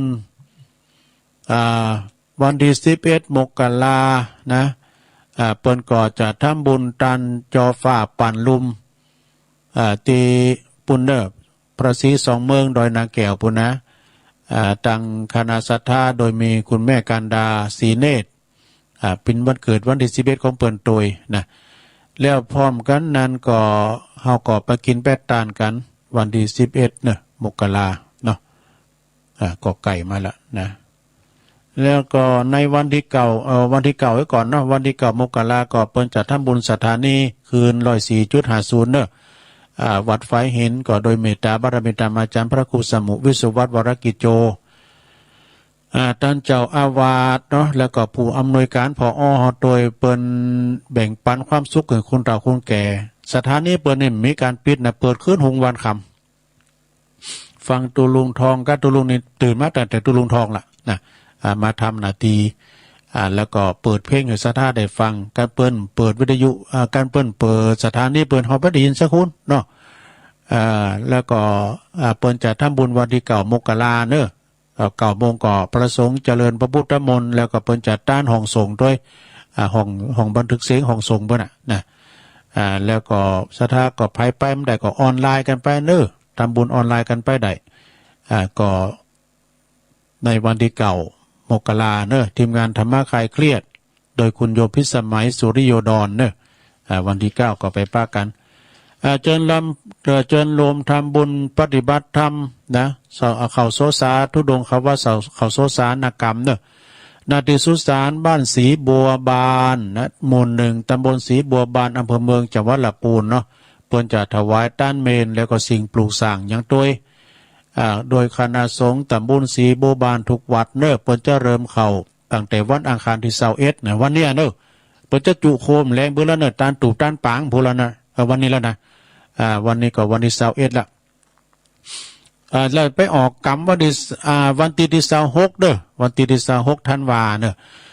รวมแล้วก็5 คืน 6 วันพระอธิการบุญส่งโสภณจิตโตประธานหน่วยอบรมประชาชนประจำตำบลศรีบัวบานประธานอบตแล้วก็แม่ครูทองคำที่วงกรรมฝากประกาศมาก็เมื่อคืนก็ไปฟังเทศน์ฟังธรรมเมื่อเจ้าก็ไปซ่าเขากำกันกลางวันก็ไปตันทำกล่อมทำย่อยตันโกเข่ากันตันโกเข่ากันที่สุสานบ้านศรีบัวบานแม่นกะแม่นกันสุสานบ้านศรีบัวบานก็ไปกินไปตันกันดอกไม้บานไม่ตลอดปีโอกาสดีไม่มีบ่อยครั้งขอเชิญสาธุชนผู้มีจิตศรัทธาเข้าร่วมพิธีมหาพุทธาเทวาภิเษกหล่อองค์สมเด็จพระพุทธปฏิมากรพระพุทธเจ้านามหลวงพ่อทันใจสมปรารถนาประสิทธิมงคลพระเจ้าทันใจขนาดหน้าตากว้าง99 นิ้วขนาดความสูง127 นิ้ว แล้วก็รวมกันทำบุญทอดผ้าป่าสามัคคีมหากุศลสมทบทุนในการสร้างซุ่มประตูวัดเนอะสร้างซุ่มประตูวัดโดยแล้วก็จะตอดผ้าป่ากรุงเทพลำพูนเชียงใหม่สู่ไม่อายณมณฑลพิธีวัดสันห้างวัดสันห้างตำบลบ้านหลวงอำเภอแม่อายเนี่ยวันเสาร์วันติดนะ2 วันด้วยกันนะ19 มีนาพุ่นโอ้ก่อนปีใหม่เมืองบุญนะวันที่19แล้วก็วันที่20 มีนาเนี่ยพิธีบวงสรวงนะก็เวลา9 โมงแล้วก็พิธีมหาพุทธาภิเษกนั้นตลอดวันเนอะพระอาจารย์อำนาจอัคคปัญโยตุลุงจาน้อยฝากประกาศมากับพระจะไปหับหยังก็ดีหับโครงตาลหับปัตตหันเพนหับสังก็ดีก็ติดต่อตีตุปีจ่าน้อยเนอนะหนึ่งโดยวันขอประกาศประชาสัมพันธ์นะงานพระบัณฑิตเป็นพาณิชย์นะเนื่องโดยระหว่างวันที่20 ถึง 29 ธันวาคม 64นี่นะก็จะมีพระนิสิตระดับปริญญาตรีนะสาขาวิชาภาษาบาลีสาขาพุทธศาสตร์พุทธศิลปกรรมนะแล้วก็สาขาครุศาสตร์มจรมหาวิทยาลัยมหาจุฬาลงกรณราชวิทยาลัยเปิ้นจะมาปฏิบัตินะเข้าคอร์สนะเข้าคอร์สกรรมฐานณวัดพระบาทปางแฟนป่าเมงดอยสะเก็ดปุ่นเนอป่าเมงดอยสะเก็ดปุ่นนะเป็นเวลาอยู่10 วันด้วยกันเนอะจึงขอประกาศบอกเชิญชวนคณะญาติโยมแล้วก็บุญญาบารมีครูบาอาจารย์ด้วยภัยจะไปรวมปิ้นเจ้าภาพเจ้าสตาพัฒหารเช้าพัฒหารเพนนำปานะต่างๆเนอะก็ทำบุญตามเจตนากำลังของท่านนะติดต่อสอบถามได้ที่ท่านพระสมุคำแสนตุปินกเนอะวัดพระบาทปางแฟนเบอร์โทรศัพท์083-319-2339เนอะอันนี้เบอร์โทรตุปินกนะเอาตามก้ามหนึ่ง083-319-2339เนอะเอาทำงานหนึ่งก็บ่ได้ลืมเนอะสถานเนี่ยวันที่11นั่นก็เป็นการจอฟ้าปั่นลุมแล้วเนาะสืบชะตาลงโดยเวลา9:39 นาทีณม่อนพระศรี2 เมืองดอยนางแก้วเป็นวันเกิดของคุณแม่กันดาศรีเนตรโดยหางดงแล้วก็วันที่14 กุมภาพันธ์เนอะ14 กุมภาก็จะมีการถวายต้านผ้าป่าดอกเฟื่องฟ้าแล้วก็ต้านเก้าอี้เปิดใจในงานของมอนพระศรี2 เมืองโดยเวลาบ่าย 2เนอะเวลาบ่าย 2วันที่14 กุมภานะจะไปต้านผ้าป่าดอกเฟื่องฟ้าแล้วก็ต้านเก้าอี้ตีนังโดยเมื่อเดือนนี้แม่จงดีนี่ปุตได้30 ปลายเดี๋ยวสายฟางโอ้ยมาแห้งแต่คุณแม่จงดีเชื้อกันทาอันนี้ผู้นำบุญเนอะปมเขาเนี่ยไปจะไปจดก็ไปจดหันเนอะเพิ่มเติมกันได้ที่คุณแม่จงดีนะก็มันปิ้นเก้าอี้ที่พักแขนด้วยนางโอ้ตัว150 บาทเนอะตัว150 บาทตังปครูปมเขาแม่จงดีเขานี่เอาถึง4 ตัวครับเป็น600 บาทนะก็เปิ้นมีรายชื่ออยู่ในตัวลุ่มเต้นได้อ่านใช่ไหมวันที่14 กุมภาพันธ์เปิ้นจัดต้านผ้าป่าดอกเฟื่องฟ้าแล้วต้านเก้าอี้โดยสืบจัตตาโลงโดยเนอะแต่ก็สืบจัตตา11เหมือนกันเนาะ อันนี้14 มีนากุมภาอันนั้น11 มกรานะแล้วก็วันที่17 18 19 มีนาปุ่นเนอะ17 18 19 มีนาอันนี้การพายจะมีปล่อยหลงตุปีแตกสันกูระไปเอามาแตกวันนี้เนอะแน่นายเนี่ยอบต.โอดมาน่ะมีนาเนี่ยตุลุงน่ะทีมนี้จะปล่อยหลงหน่อยนะก็สถานการณ์มันดีขึ้นมาไอ้น่ะปนจะปล่อยหลงวิหารวัดสันกูดจะไปมาซุบจับ17 18 19เนอะก็มีนาบุญนะก็จะมีการยกยอดชัดแล้วก็สมโพธิเจดีย์ถวายสิ่งก่อสร้างเสนาสนะต่างๆเนอะคือหมายความว่าปล่อยหลงอ่ะนะทุกอย่างที่ดอยนางแก้วเพื่อจะทำพิธีอันใหญ่อันโลงเนอะ17 18 19 มีนาก็จะไปหับผักหับเลนกันหาเนอะนะยกยอดชัดก็ดีสมโพธิเจดีย์โอ้โหวัดปินร้อยเนอะสถานเนี่ยเพื่อจะแห่โคตรตานกันนะแล้วก็เพื่อจะต้านเจดีย์โดยนะต้านเจดีย์โดยคณะลูกศิษย์ของหลวงปู่โดยคุณเชิดพงษ์กิ่วแก้วเขาเนี่ยแล้วก็ตึงโลงตึงหลายตึงลุงห้อยไปนอนไว้แล้วกันเนาะ17 18 19ก็ไปหับเลี้ยงกหารได้เนอ แล้วก็ทำงานหนึ่งสดาญาติโยมดังหลายก็ไก่มาแล้วนะคืองานประชุมเพลิงศพในหลวงปู่ท่านพระครูอดุลขันตายาธรตุลุงสอนขันติโกเนอะอดีตเจ้าวาดวัดสันติวนารามนะตาลุกบั่นสันตำบลหนองหล่องอำเภอเวียงหนองหล่องเนอเปิ้นได้ลาสังขารไปแล้วก็ในวันที่19นั้นเปิ้นจะต้านผาศาสตร์วันที่20นั้นก็ลาดผาศาสตร์นำเอาสรีระลางอะไหล่ดวงวิญญาณของท่านพระครูขึ้นสู่พระศาสตร์เม่นใหม่นกฮัสดีลิงเนอะแล้วก็บำเพ็ญกุศลศพไปถึงวันจนถึงวันที่23นะเป็นวันประชุมเพลิงศพเนอะก็ขอฝากประกาศนะครับศรัทธา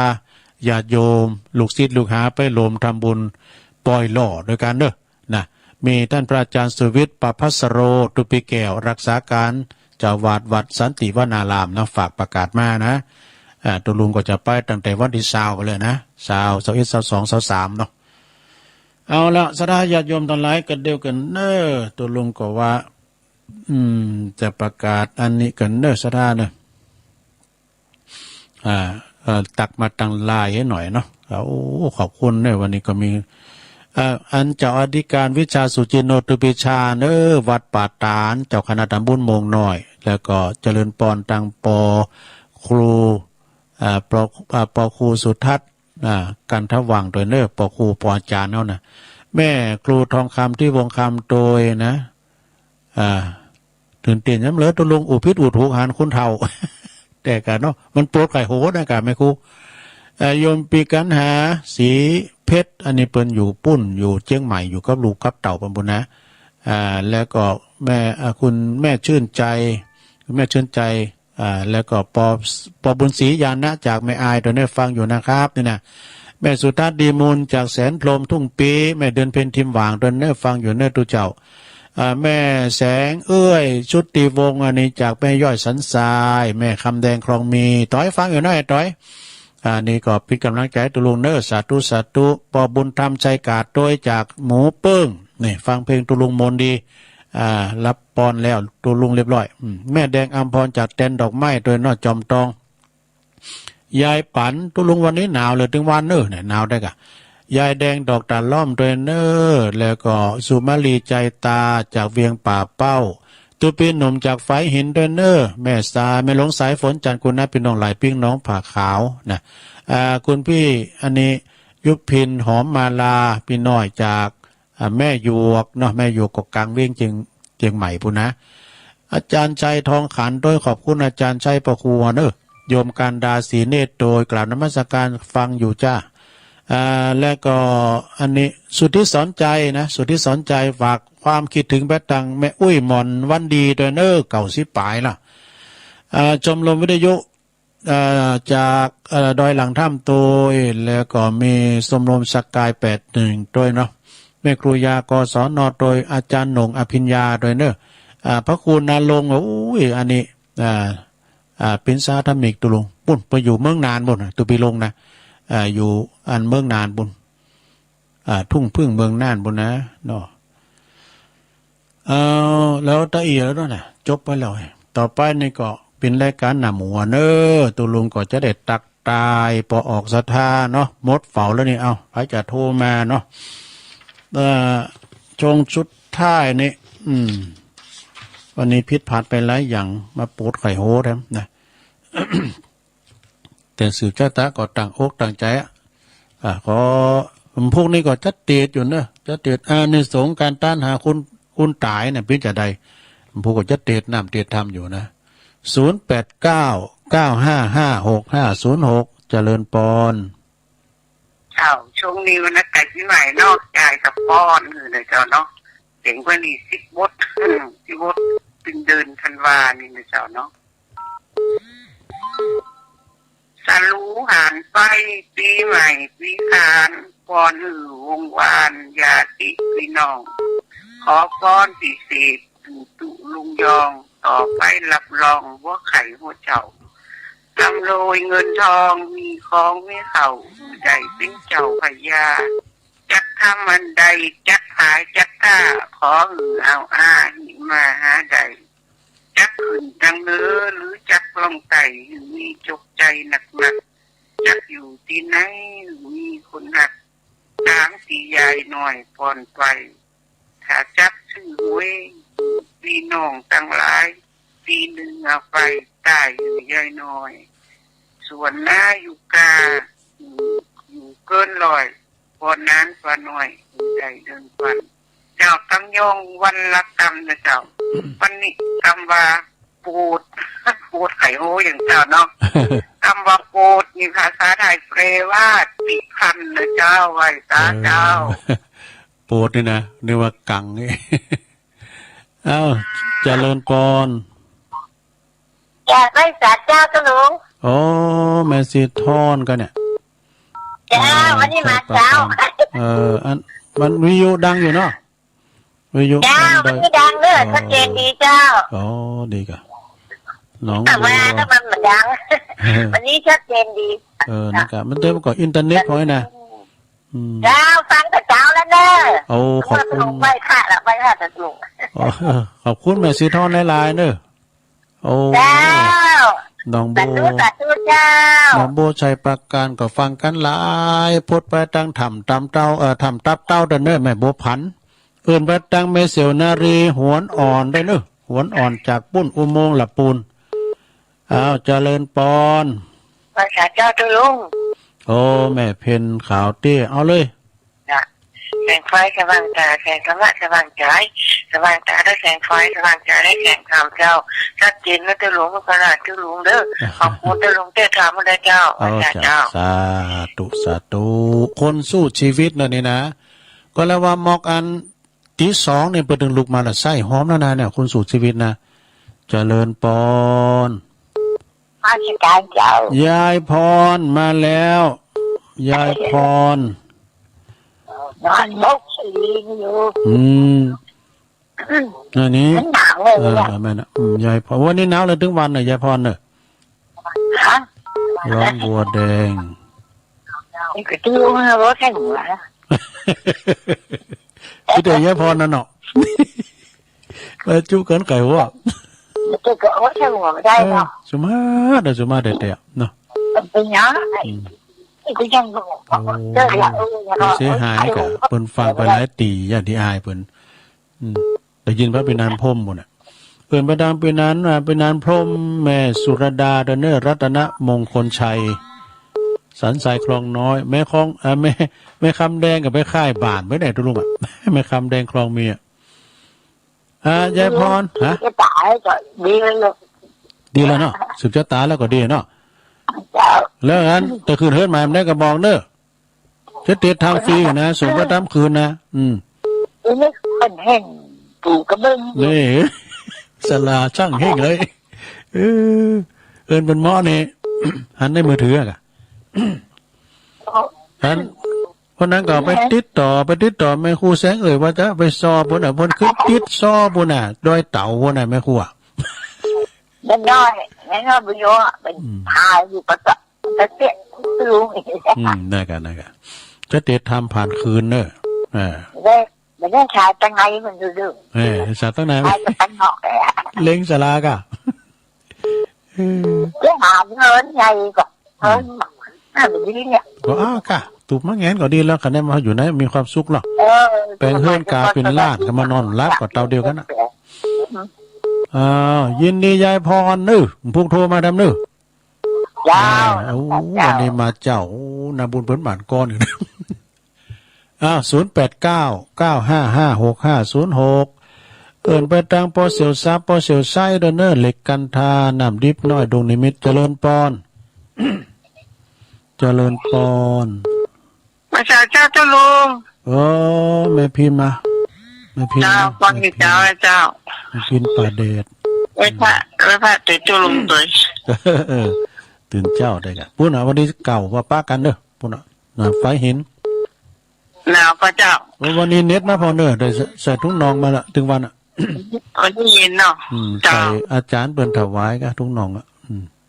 สีทอยประดับยนต์ขอบคุณเนอ เจ้าไว้สาเจ้า ตุอันนี้พี่น้องป่าแดดในเมืองบนนั้นน่ะน่านฟ้าเรดิโอบนนะเจริญปอน chào bác xã cháu อันนี้ตอนใดจ๊ะ สัมผัสเจ้าเจ้า โอ้แม่บัวพันธุ์ก็ เจ้า ผัดพิงไปนี่ผัดพิงเปิ้นไปก็โทรมากันเนาะทำตับเต้าน่ะ โทรบัดติดน่ะกันทุลุงโทรตึงวันน่ะมันบัดติด ดีกะพยายามเนี่ยใจความเปลี่ยนติ๊กไปติ๊กมาถึงติด ได้ยินกวนตายละแล้วได้ดูได้ ในการนาทีไปก็ฟังเฮาอีนี่นะก็เป็นธรรมดาสัจธรรมเนาะคุณเฮาเปิ้นไปงายบุญเปิ้นนัก ยังทุลุงอยู่เลยเนาะ อันเนี้ยชีวิตอันนี้จังเหมือนฟองน้ำ ท่านพระครูท่านอาจารย์อู้กันจนได้จังว่าแม่อ้วนตายแล้ววะดูได้เล่นแล้วเนาะ ได้เล่นนะปุตุกุเตเนี่ยเด็กหญิงอ้วนเนี่ยไข่หัวแห่ ได้กินเมี่ยงอะเนาะเขานี่เนาะ นะกะมันมีตัวตายตัวแทนนะ มันจะไม่อยู่เม่งนะสลีมอมจืนนะเย็นดีแม่บัวพันธุ์ทำตับเตาเนอปะไม่อายใจประการไม่อายใจประการเนาะเจริญปอนกาไว้สาธุลุง พ่อบุญมีมาแล้วโอ้นั่งมายิงไฟฝาข้าวหลามเลย ปดต้มหม้อกะมันปึ้งนะเด้ก่อนนี้เฮานึ่งเฮาวันหึงไฟยามหนาวมกมันมกอันเนี้ยมกอันมันแก้วพองกานี่ปิ้งกล้วยห้องแล้วก็อันจีเข่าพองกาเพราะขอล้างเนี่ยที่เขานุกง่ายอ่ะวันนี้น้องมารับด้วยรถตื่นใช่ไหม2 โมงอ่ะอันนี้คือรับดีฮะคือเรารับละตุลุงดอยไว้เนี่ยรับดีป่ะอากาศรับไม่วันเนี่ยขำเนี่ยรับไม่เกิด8 โมงมารับแล้วดีกะตื่นแล้วจ่ายตื่นเลยขอบคุณเนอวันนี้ก็จะไปหับวัคซีนเข็ม3เนอติมชเจริญปอนเจ้ากับไว้สาเจ้าทุลุงแม่สุแก้วศิลปรสิเตี้ยบ้านองละปูนเด้อสุกแก้วฟังทุลุงต้องเอาไว้แพ้เด้อฟังเพลงแม่แต่ไหว้แพ้ไปจะฟังธรรมอ่ะทุกบอกตัวสาวจังยกมือแล้วโม2เนี่ยจ้ะแม่แล้วเด้อเจ้าเด้อก็เป็นตีมวยเป็นลายลุงแล้วกะเจ้าติดตามตลอดแล้วทุลุงวันนี้ทุลุงอารมณ์ดีนะก็มันปวดไข่โหนะกะเจ้าติดตามตลอดเพิ่นฟังกันนักกันหลายเด้อทุลุงขอบคุณหลายๆเนอสีเตี้ยสีลาพรสีเจริญนี่นะฟังกันนะพุทธนะคะทุกหลังแค่มันต้อยไหนมันได้ก็ฟังแหนมฟังทางทุลุงเนี่ยเนอเจ้าก็ฟังกันไปเนาะเจ้าทำมาถึงบ้านถึงจองถึงเจ้าถึงแรงเนอเดี๋ยวก็ตุ้นอื่นไม่รอทำแล้วเนาะเจ้าสาธุนะเจ้าทุลุงเจ้าศรีลาพรตัวแทนสลิดเตบ้านหงเนอเจริญปอนหลังนมัสการครับโยมปออยู่นั่นไหนปอออกอยู่ไหนก็ออกมาปกญบ้านห้วยปิงอำเภอตู้หัวจ้างจังหวัดลำพูนครับปามบุญจังครับห้วยปิงนี่ตู้หัวจ้างป่ะตู้หัวจ้างพี่น้องปกญครับปอนั้นอย่างเนี่ยปออย่างครับผมปออย่างชื่อปออย่างจะได้จดจื่อไว้กับป้อมยังขอบคุณหลายๆเนี่ยเป็นหอยปิ้งตุ้งหัวจ้างนอกหลับปูนเนาะครับผมแต่ที่ฟังสถานีของลี่เลยครับลี่ได้ยินพระปูนกันได้ครับผมดีกะขอบคุณเนอะทีนี้กับผมก็จะได้ไปไปสิยาที่ตาดอกเสียงฟ้าคงจะได้ไปปานเนี่ยปักกันเนี่ยมันแสดงตัวแล้วเนอะอันเนี้ยผมเนี่ยที่โทรหาตุลุงไหนเนอะครับผมโทรประจำเลยครับก็ขอบคุณเนอะพี่ไอเนอะปออกเนอะครับสาธุปอออกเนอะหอยปิ้งเนอะเนี่ยตุงโหจ้างเน้มลำจะโทรมาสักเตือนนะโทรมาติ๊กเนอะเจริญปอนไม่สนเจ้าท่านนั้นยกแม่ฟังอยู่เนอแม่จันสีเนาะเจ้าแม่จันสี สุขา หนาวเนาะท่านเนาะหนา อันนี้ ว หนาวเฮ็ดมาเด้อเจ้าไว้ต่อเจ้า เจงหัวรินเนาะเจงหัวรินเนาะแม่เนาะตุบละ0899555656เจริญปอนเวลาตุลุมีหลายอยู่เนอะเจริญ เจ้า อยู่ตั้งไหนจ้ะแม่โหลแม่นอมะ ฮัลโหลฮัลโหล ได้ยินนะ เสียงเป็นเคารพคักแต่ แม่นอมเนาะ เจ้า แม่นอมตาจ้างมาแล้วประเด็นนี้ได้เล่นใหญ่ใหญ่อ้วนไม่ได้เล่นใหญ่พรเนาะ ยายพร เนาะมันเป็น โอ้รุดไปเนอะตุลุมจะเยอะอย่างมันเนอะตัวนี้มาตีนี่น่ะเจริญปอน เจ้าไว้สาเจ้าตะลุง แม่เอื้องไพรเนาะ เจ้าเอาตะลุงก่อนจะแต่นั้นหมดนะขอแหวนแถมกรรมเหรอ ก่อนจะตาได้นั่นนะ เดี๋ยวแต่ทีเนี่ยเจ้า จะเปละ เนี่ยเนาะจะแต่เนาะ มันเป็นกำมลกำงานเนาะ หมดแล้วนี่ตะลุงมาพูดเนี่ย ก็นี่จะมาวาแถม เจ้าจับมาได้เจ้าฟังอยู่เจ้า โอ้ขอบคุณเนอะ ไว้สาเจ้า ดงฤาษีเนอะแม่เอื้อนไพรชัยยองคืนบุญเฮาเนอะนี่นะ ครับผม ลุง ก็ ค่ะตะลุง แม่คำมา เจ้า แม่คำพี่น้องไตไม่สุงค่าแม่คำฟังเจ้าแล้วบ่ เจ้าฟังมา4 โมง โอ้ตื่นเจ้าว่ามันได้ยินสักคำเนาะ เจ้า ว่าสอดไปมันเป็นหยัง วันนั้นได้ไปสักกรรมไปนะแก้ว โอ้เป็นพี่น้องไปจันหลายเมืองฝางนะแม่จงดีเขาในปุรุษ3-4การตู่แต่ชัยประการแดมแม่อายแดมตัวปีจ่าน้อยเขาหลายอยู่ นั่นได้ไปแต่ไป เป็นหยังอยู่ทั้งบ้านก็นึกได้ยินฟัง ทัดกันจ้ะแล้ววันนั้นก็ฝากแม่จงดีก็ไปอยู่ ดีกะ เจ้า ขอบคุณแม่คำหลายๆเด้อเจ้าสาธุ ขนาดลูก วันนี้ในหนาวกะขนาดบ้านเฮาหนาวอีเมืองฟ้าขนาดไหนหมู่ หนาวครับ ขอบคุณเนอครูบาดอยแปลว่าจะไปรับจ้างไงเนี่ยรับจ้างเนี้ยเจริญปอน เจ้าสาธุลุง โยมพิสมัยเนาะ เจ้าไม่ได้ค้าขายตุลุงปลา ดอนตัน อยู่ปลาตุลุงเมื่อเปิดคนอื่นโถฟองนะ ดอนตันไม่ริม เจ้า ฟังชัดเจนดีเนาะ เจ้าวันที่เราก็ตื่นตี 3เนาะฟังตุลุง โอ้โหตื่นเจ้าละ ถ้ามันนอนเจ้าต้องหลับเจ้า เจ้าแล้วนี่จะรับดึกเฉพาะจัดรายการท่านนะ จัดรายการนี่ก็เปลี่ยนไปว่าเลิก อันนั้นนี่จัดกันมุ่นดอก แต่ว่ามันซื้อนี่ก็อาจารย์พอสถานีคุมเสียงเองแล้วก็เปิ่นก่อนฮับโทรศัพท์อย่างโทรศัพท์อย่างเรื่องเพลงคุณผู้ฟังไม่ฟังตัวน่ะ อาจารย์อัน ได้ตัวคนเดียว แล้วอาจารย์สมัครเมื่อไหร่ ไปกรุงเทพเจ้า ไปเผาศพงานหออาจารย์ภาสกรไง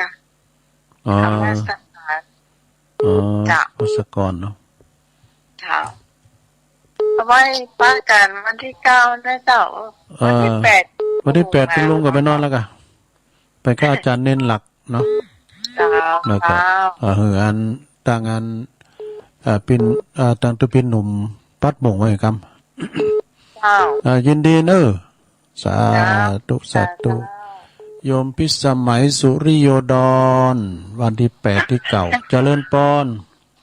เจ้านมัสการเจ้า แม่จันโสมา เจ้าโอ้วันนี้ตุลุงจะไปฉีดยาเข็มที่ 3แล้วเนาะ เข็ม3ส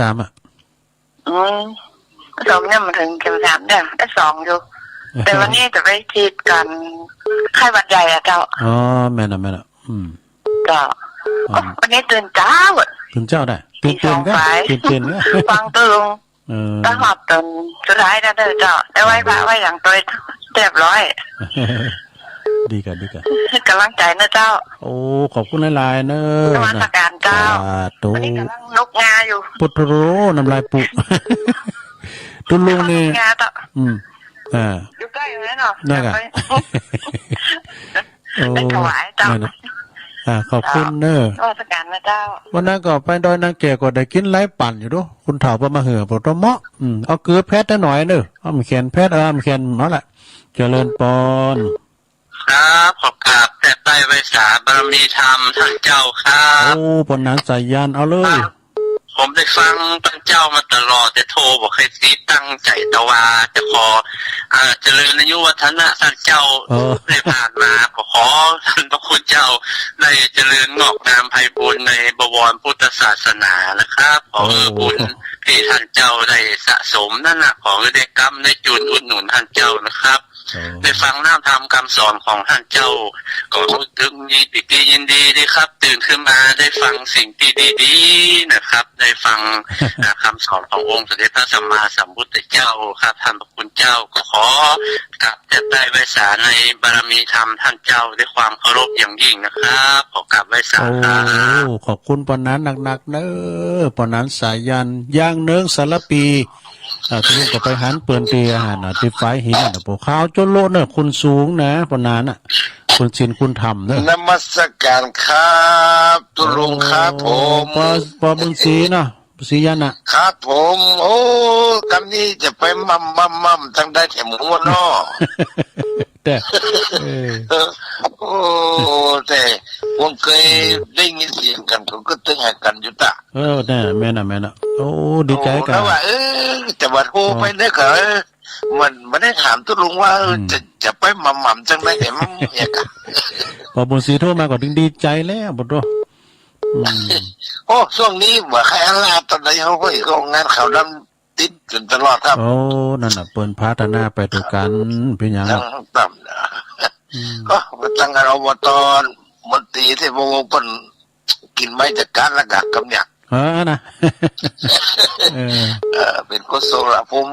จะได้เลื่อนตำแหน่งละเป็น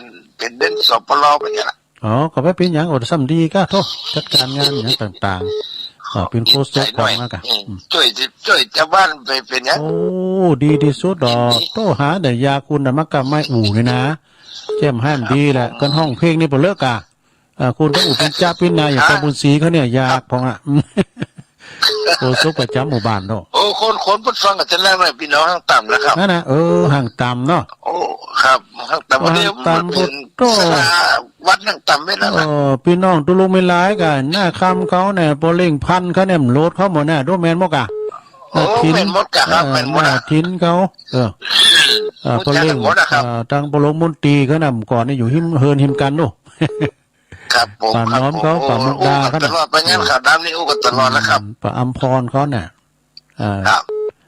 อันบอลไอ้สโลหลายกะโท ถ้าเป็นโทษหลังไม่จะสาธยายให้ฟังอยู่นะยานมันหมดไกลกันตั้งแต่ถึงตุลุงเขาเนาะ นั่นนะวางก็โทรมากันเนี่ยหลังไม้ ครับ วางก็โทรมาเนอะหลังไม้นะครับ ครับผมหลังไม่หมดครับโอ้วันนี้อย่างไรก็เป็นกำลังใจนะครับ ขอบคุณปอบุญศรีหนักๆเนอะ ครับไว้สาขาผม ตูโตดีใจเนาะอันนี้เคยญาติเดียวกันนะขอมาแถมเวลาทำ6 นาทีอยู่เจริญปอน เจริญปอนเอิ่นไปดัง60ผู้ใหญ่ตีตุลุงขลมนาทีน้ำทานหนึ่งเน้อน่ะวัดนันบิบหลงพอสวัสดิ์นั่นล่ะปอดำเจริญปอนติดแล้วนะ แสนเจ้า แม่แจมกันเนี่ยน้อแม่หนู ไม่แสนเจ้าไม่สังเกตเจ้า ขันแก้วมาแล้วแม่ขันแก้วตั้ง3แม่แจม เจ้าฟังทุกลงหน่อยเด้อวันพาเกิดทุกลงถึงนี้นะ ดีกับพี่ตัวแทนพี่น้องแม่แจมด้วยเนี่ยอยู่ช่างเครื่องเนาะ เจ้า ช่างเครื่องแม่แจมดีกะฟังไปติ๊กเริ่มพูกก็มาอยู่นะถึงวันเสาร์ปุ่นเนาะหน่อยโทรมาติ๊กเด้อ เจ้า ขอบคุณแม่ขันแก้วและลายเด้อ เจ้าไว้จ่ายเจ้าทุกลง โตพี่น้องแม่แจมเด้อแม่เพ็ญแกแม่กะ แม่ของดาบเทพวันนั้นก็ปะกันตัวอีแม่ก็ฟังอยู่เลยนะเจริญปอนเขามาใหม่เด้อตุลุมใจเย็นมันนะเอาใหม่เจริญปอน เอาไว้สาครับลุง โอ้ตุเปีย มาติดตามและฟังประจำเนื้อประจำเกษตรนั่นเองนะครับโทรแต่บุตรทิศนี่ละเขา ตอนนั้นประเสริฐฟังเสียง เรา อย่าง ฟัง ตุเปีย ตั้งแต่ปุณอันแบบสวดสิวชะตามาครับ หน้าแดงหน้าน้อยเนาะ เอาครับสิวชะตายังฟังเทศฟังธรรมฟังเนื้อเสียงมันเสียงหวานครับอิสระประโยชน์ดีครับก็ ฟังไปเนาะฟังไปติ๊ก เอาอันเขาว่าเสียงอันหอยสว่างตาเสียงเท้าฟังใจฟังน้ำฟังธรรมน้ำฟังสอนนี่คิดได้ใจแล้วซื้อก่อนมนุษย์มันใจครับ แมนแต่กะ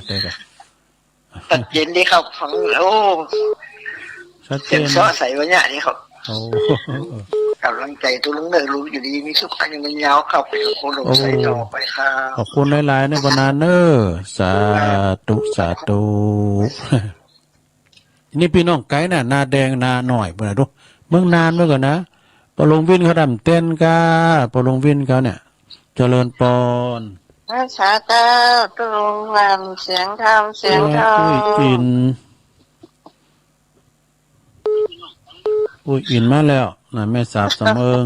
โอ้ยแต่ว่าวัดเกิดตรงแต่ว่าเนาะ แม่น่ะ ไม่เอ่ยว่าจะปัดปอนสักหน่อยโตพัฒกรรมเป็ดเป็นว่าหมดเวลาไปให้วะอยู่ดีมีสุขเด้อตรงเด้อ ปิ้นยังก็ ปัจ ปิ้นยัง เจ็บปัจจนขอมี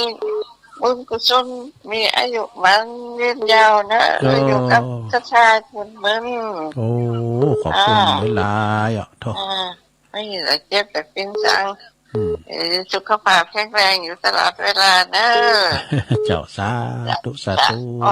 แต่ว่าจะปั้นปอนจะรู้เลย เป็นยังปันย้อนหลังก็ได้ มาคืนหัวโอ้ไปทำกรรมเนี่ยสู้เป็นเวลาพอดีเนี่ย ขอบคุณเนออุ้ยอินเนอเป็นกำลังใจตัวลงเนอแม่สาบเสมิงเนาะอันแม่คำลากันเนาะเพนธรรมนะเพิ่นอยู่ต้องฝ่ายปะจังเคิงนะเพิ่นฟังรายการตัวลงอยู่เพิ่นเป็นแม่ของดาบตำรวจกิจสุเทพเก่งการทำวันนั้นปะกันเจริญปอน เจ้าไว้ค่ะเจ้า แม่สมภาระ สมเกียรติเจ้า แม่บุญปันด้วยเนี่ยแม่บุญปันแม่แล้วสมเกียรติฮะดีชัดเจนเนี่ยจ้าดีกันเนี่ยวันเกิดแม่ย้อนหลังก็ได้นะครับพี่ยังเนาะย้อนหลังเจ้าน่ะแม่เนาะดีมีสุขเยอะขอบคุณหลายๆโธ่แม่บุญปันศพเตี้ยปุ่นนำบุญทางสายไต่เนาะยินดีหลายๆเนี่ยทีเดียวกันแล้วนะโอ้ทบแม่เสียวกันนี่ทีเดียวตัวเดียวกันแล้วกับคนละเป็นว่าแม่เสียวแล้วเนี่ยคนละปีเจ้าเจ้า78แล้วเจ้าว่าครับโทเสียวจ่ายเลยนึกว่าปีเดียวกันเนี่ยแต่ว่าเป็นปีกุลเหมือนกันปีจ้างเหมือนกันเนาะไม่หลงใจแท้แม่น่ะก็ได้เสียวเดียวกันก็แม่ใจแต่ตั้งนำรัดเลยนะไม่ใจให้หนุ่มกันไม่ลงใจหนุ่มไม่ลงใจหนุ่มเพราะกับนั่น40,000ก็สิ้นหนุ่มอยู่นะแล้วได้เสียวเดียวกันจ้ะก็ว่าเสียวจ่ายแล้วว่าเพราะฉะนั้นหนุ่มแล้วลุงจ้ะหันตุลุงว่าหันว่าหน้าเท่านะแต่ว่าอันสิ้นหนุ่มนะขอบคุณแม่บุญปานเนอะเวลาเสี่ยงพอดีนี่สาธุเนอะโอ้บุญมาหยุนทำสายโอ้ปิดท้ายหลวงพ่อเอาเลยหนึ่งมูลแล้วครับครับหลวงพ่อมานี่นมัสการครับตุลุงครับผมครับผมไม่สาครับปิด3 รอบรุด3 รอบต้องฟังมาดูมันโอ้ยประกาศเลยตุลุงครับวันนี้เด็กที่ฟังว่าอย่างตุลุงว่าบัดนี้ทางเสาวันนี้แฝงรถเสี้ยนเนาะแต่ตอนที่พูดที่สาวเป็นข้าวเครือว่า คนว่าเอาให้เจออย่างยาการจางบกเสาจานแปลงหลวนเข้าเลยวะ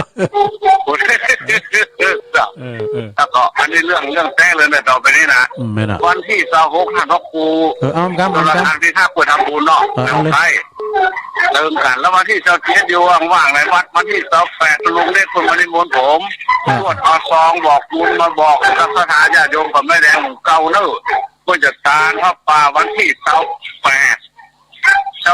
บ้าง28เอาขึ้นดอยไปป่าเมียงบานป๊อกปางนอกติดลุงเด็กเนอะที่เปิดเป็นหม้อน้ำโจมน้ำยานะครับเก้ากำเดียวที่ลุงจะออกบิณฑบาตแล้วจะเอาซองเปิดป่าโยมนะน้อยลุงจะเอาไปตัวเห็นน้อยนะครับขอเชิญชวนตาลิโยครับรถเทนเนอร์คนนั้นวันจันทร์ ตาลิโยตาลิโย ตาลิโยถ้าใครจะไปก็เพราะนั้นวันให้ขับรถขึ้นเลยแล้วผมเคยทั้งนั้นเนาะแล้วก็ถ้าญาติโยมพอที่เปิดวิทยุฟังเนี่ยท่านเขาเนี่ยครูลำดวนอันนี่ตัวเนี่ยเป็นครูนี่ตัวมันครูออกสายพูนจะเอาซองไปแจกสายพูนบอกบุญกันเนอะพร้อมกันคนน้อยก็น้อยตัวลุงเล็กบุญอยู่บนดอยเนาะลำบากผมนี่ไปบิณฑบาตตอนไปอยู่กับตอนขึ้นดอยแม่กับป้องจัดดีกำลงท่านพระครูสังฆรัตน์สุเมธจ้องหลังไว้ตัวลุงท่านมันจะกิ้งครับแต่คุณบอลเนี่ยเหรอตัวลุงเนี่ยได้เลยเหรอมันเสียเหรอเอาละขอบคุณฟังเสียงคำเสียงเพลงได้เรียบร้อยแล้วก็จะตีละครั้งสวดมนต์ไปผ่านแล้วเนอะสา ไปสาครับหลวงพ่อมันดิโอ้ตุลุมเต้นได้วางเต้นได้โทนสายเนอะเวลาจบไปก่อนพวกเจ้าต้องลุงแบบโทนสายวันนี้ให้ใหม่นำพวกนะวันนี้นำรายการจากลาสตาไปก่อนเนอะวันนี้ก็อูพิษอูถูกอย่างไรก็ขอสุมาอาภัยครับปออกสตาด้วยเนอะพูดดังรักใหม่เนาะบุมาปากันอยู่เนอะฟังเพลงเก่าด้วยเนาะอยู่ดีมีสุขเหมือนกันจุคนจุตาเนอจัตตารโอธรรมาวัตันติอายุวันโนสุขังปะลัง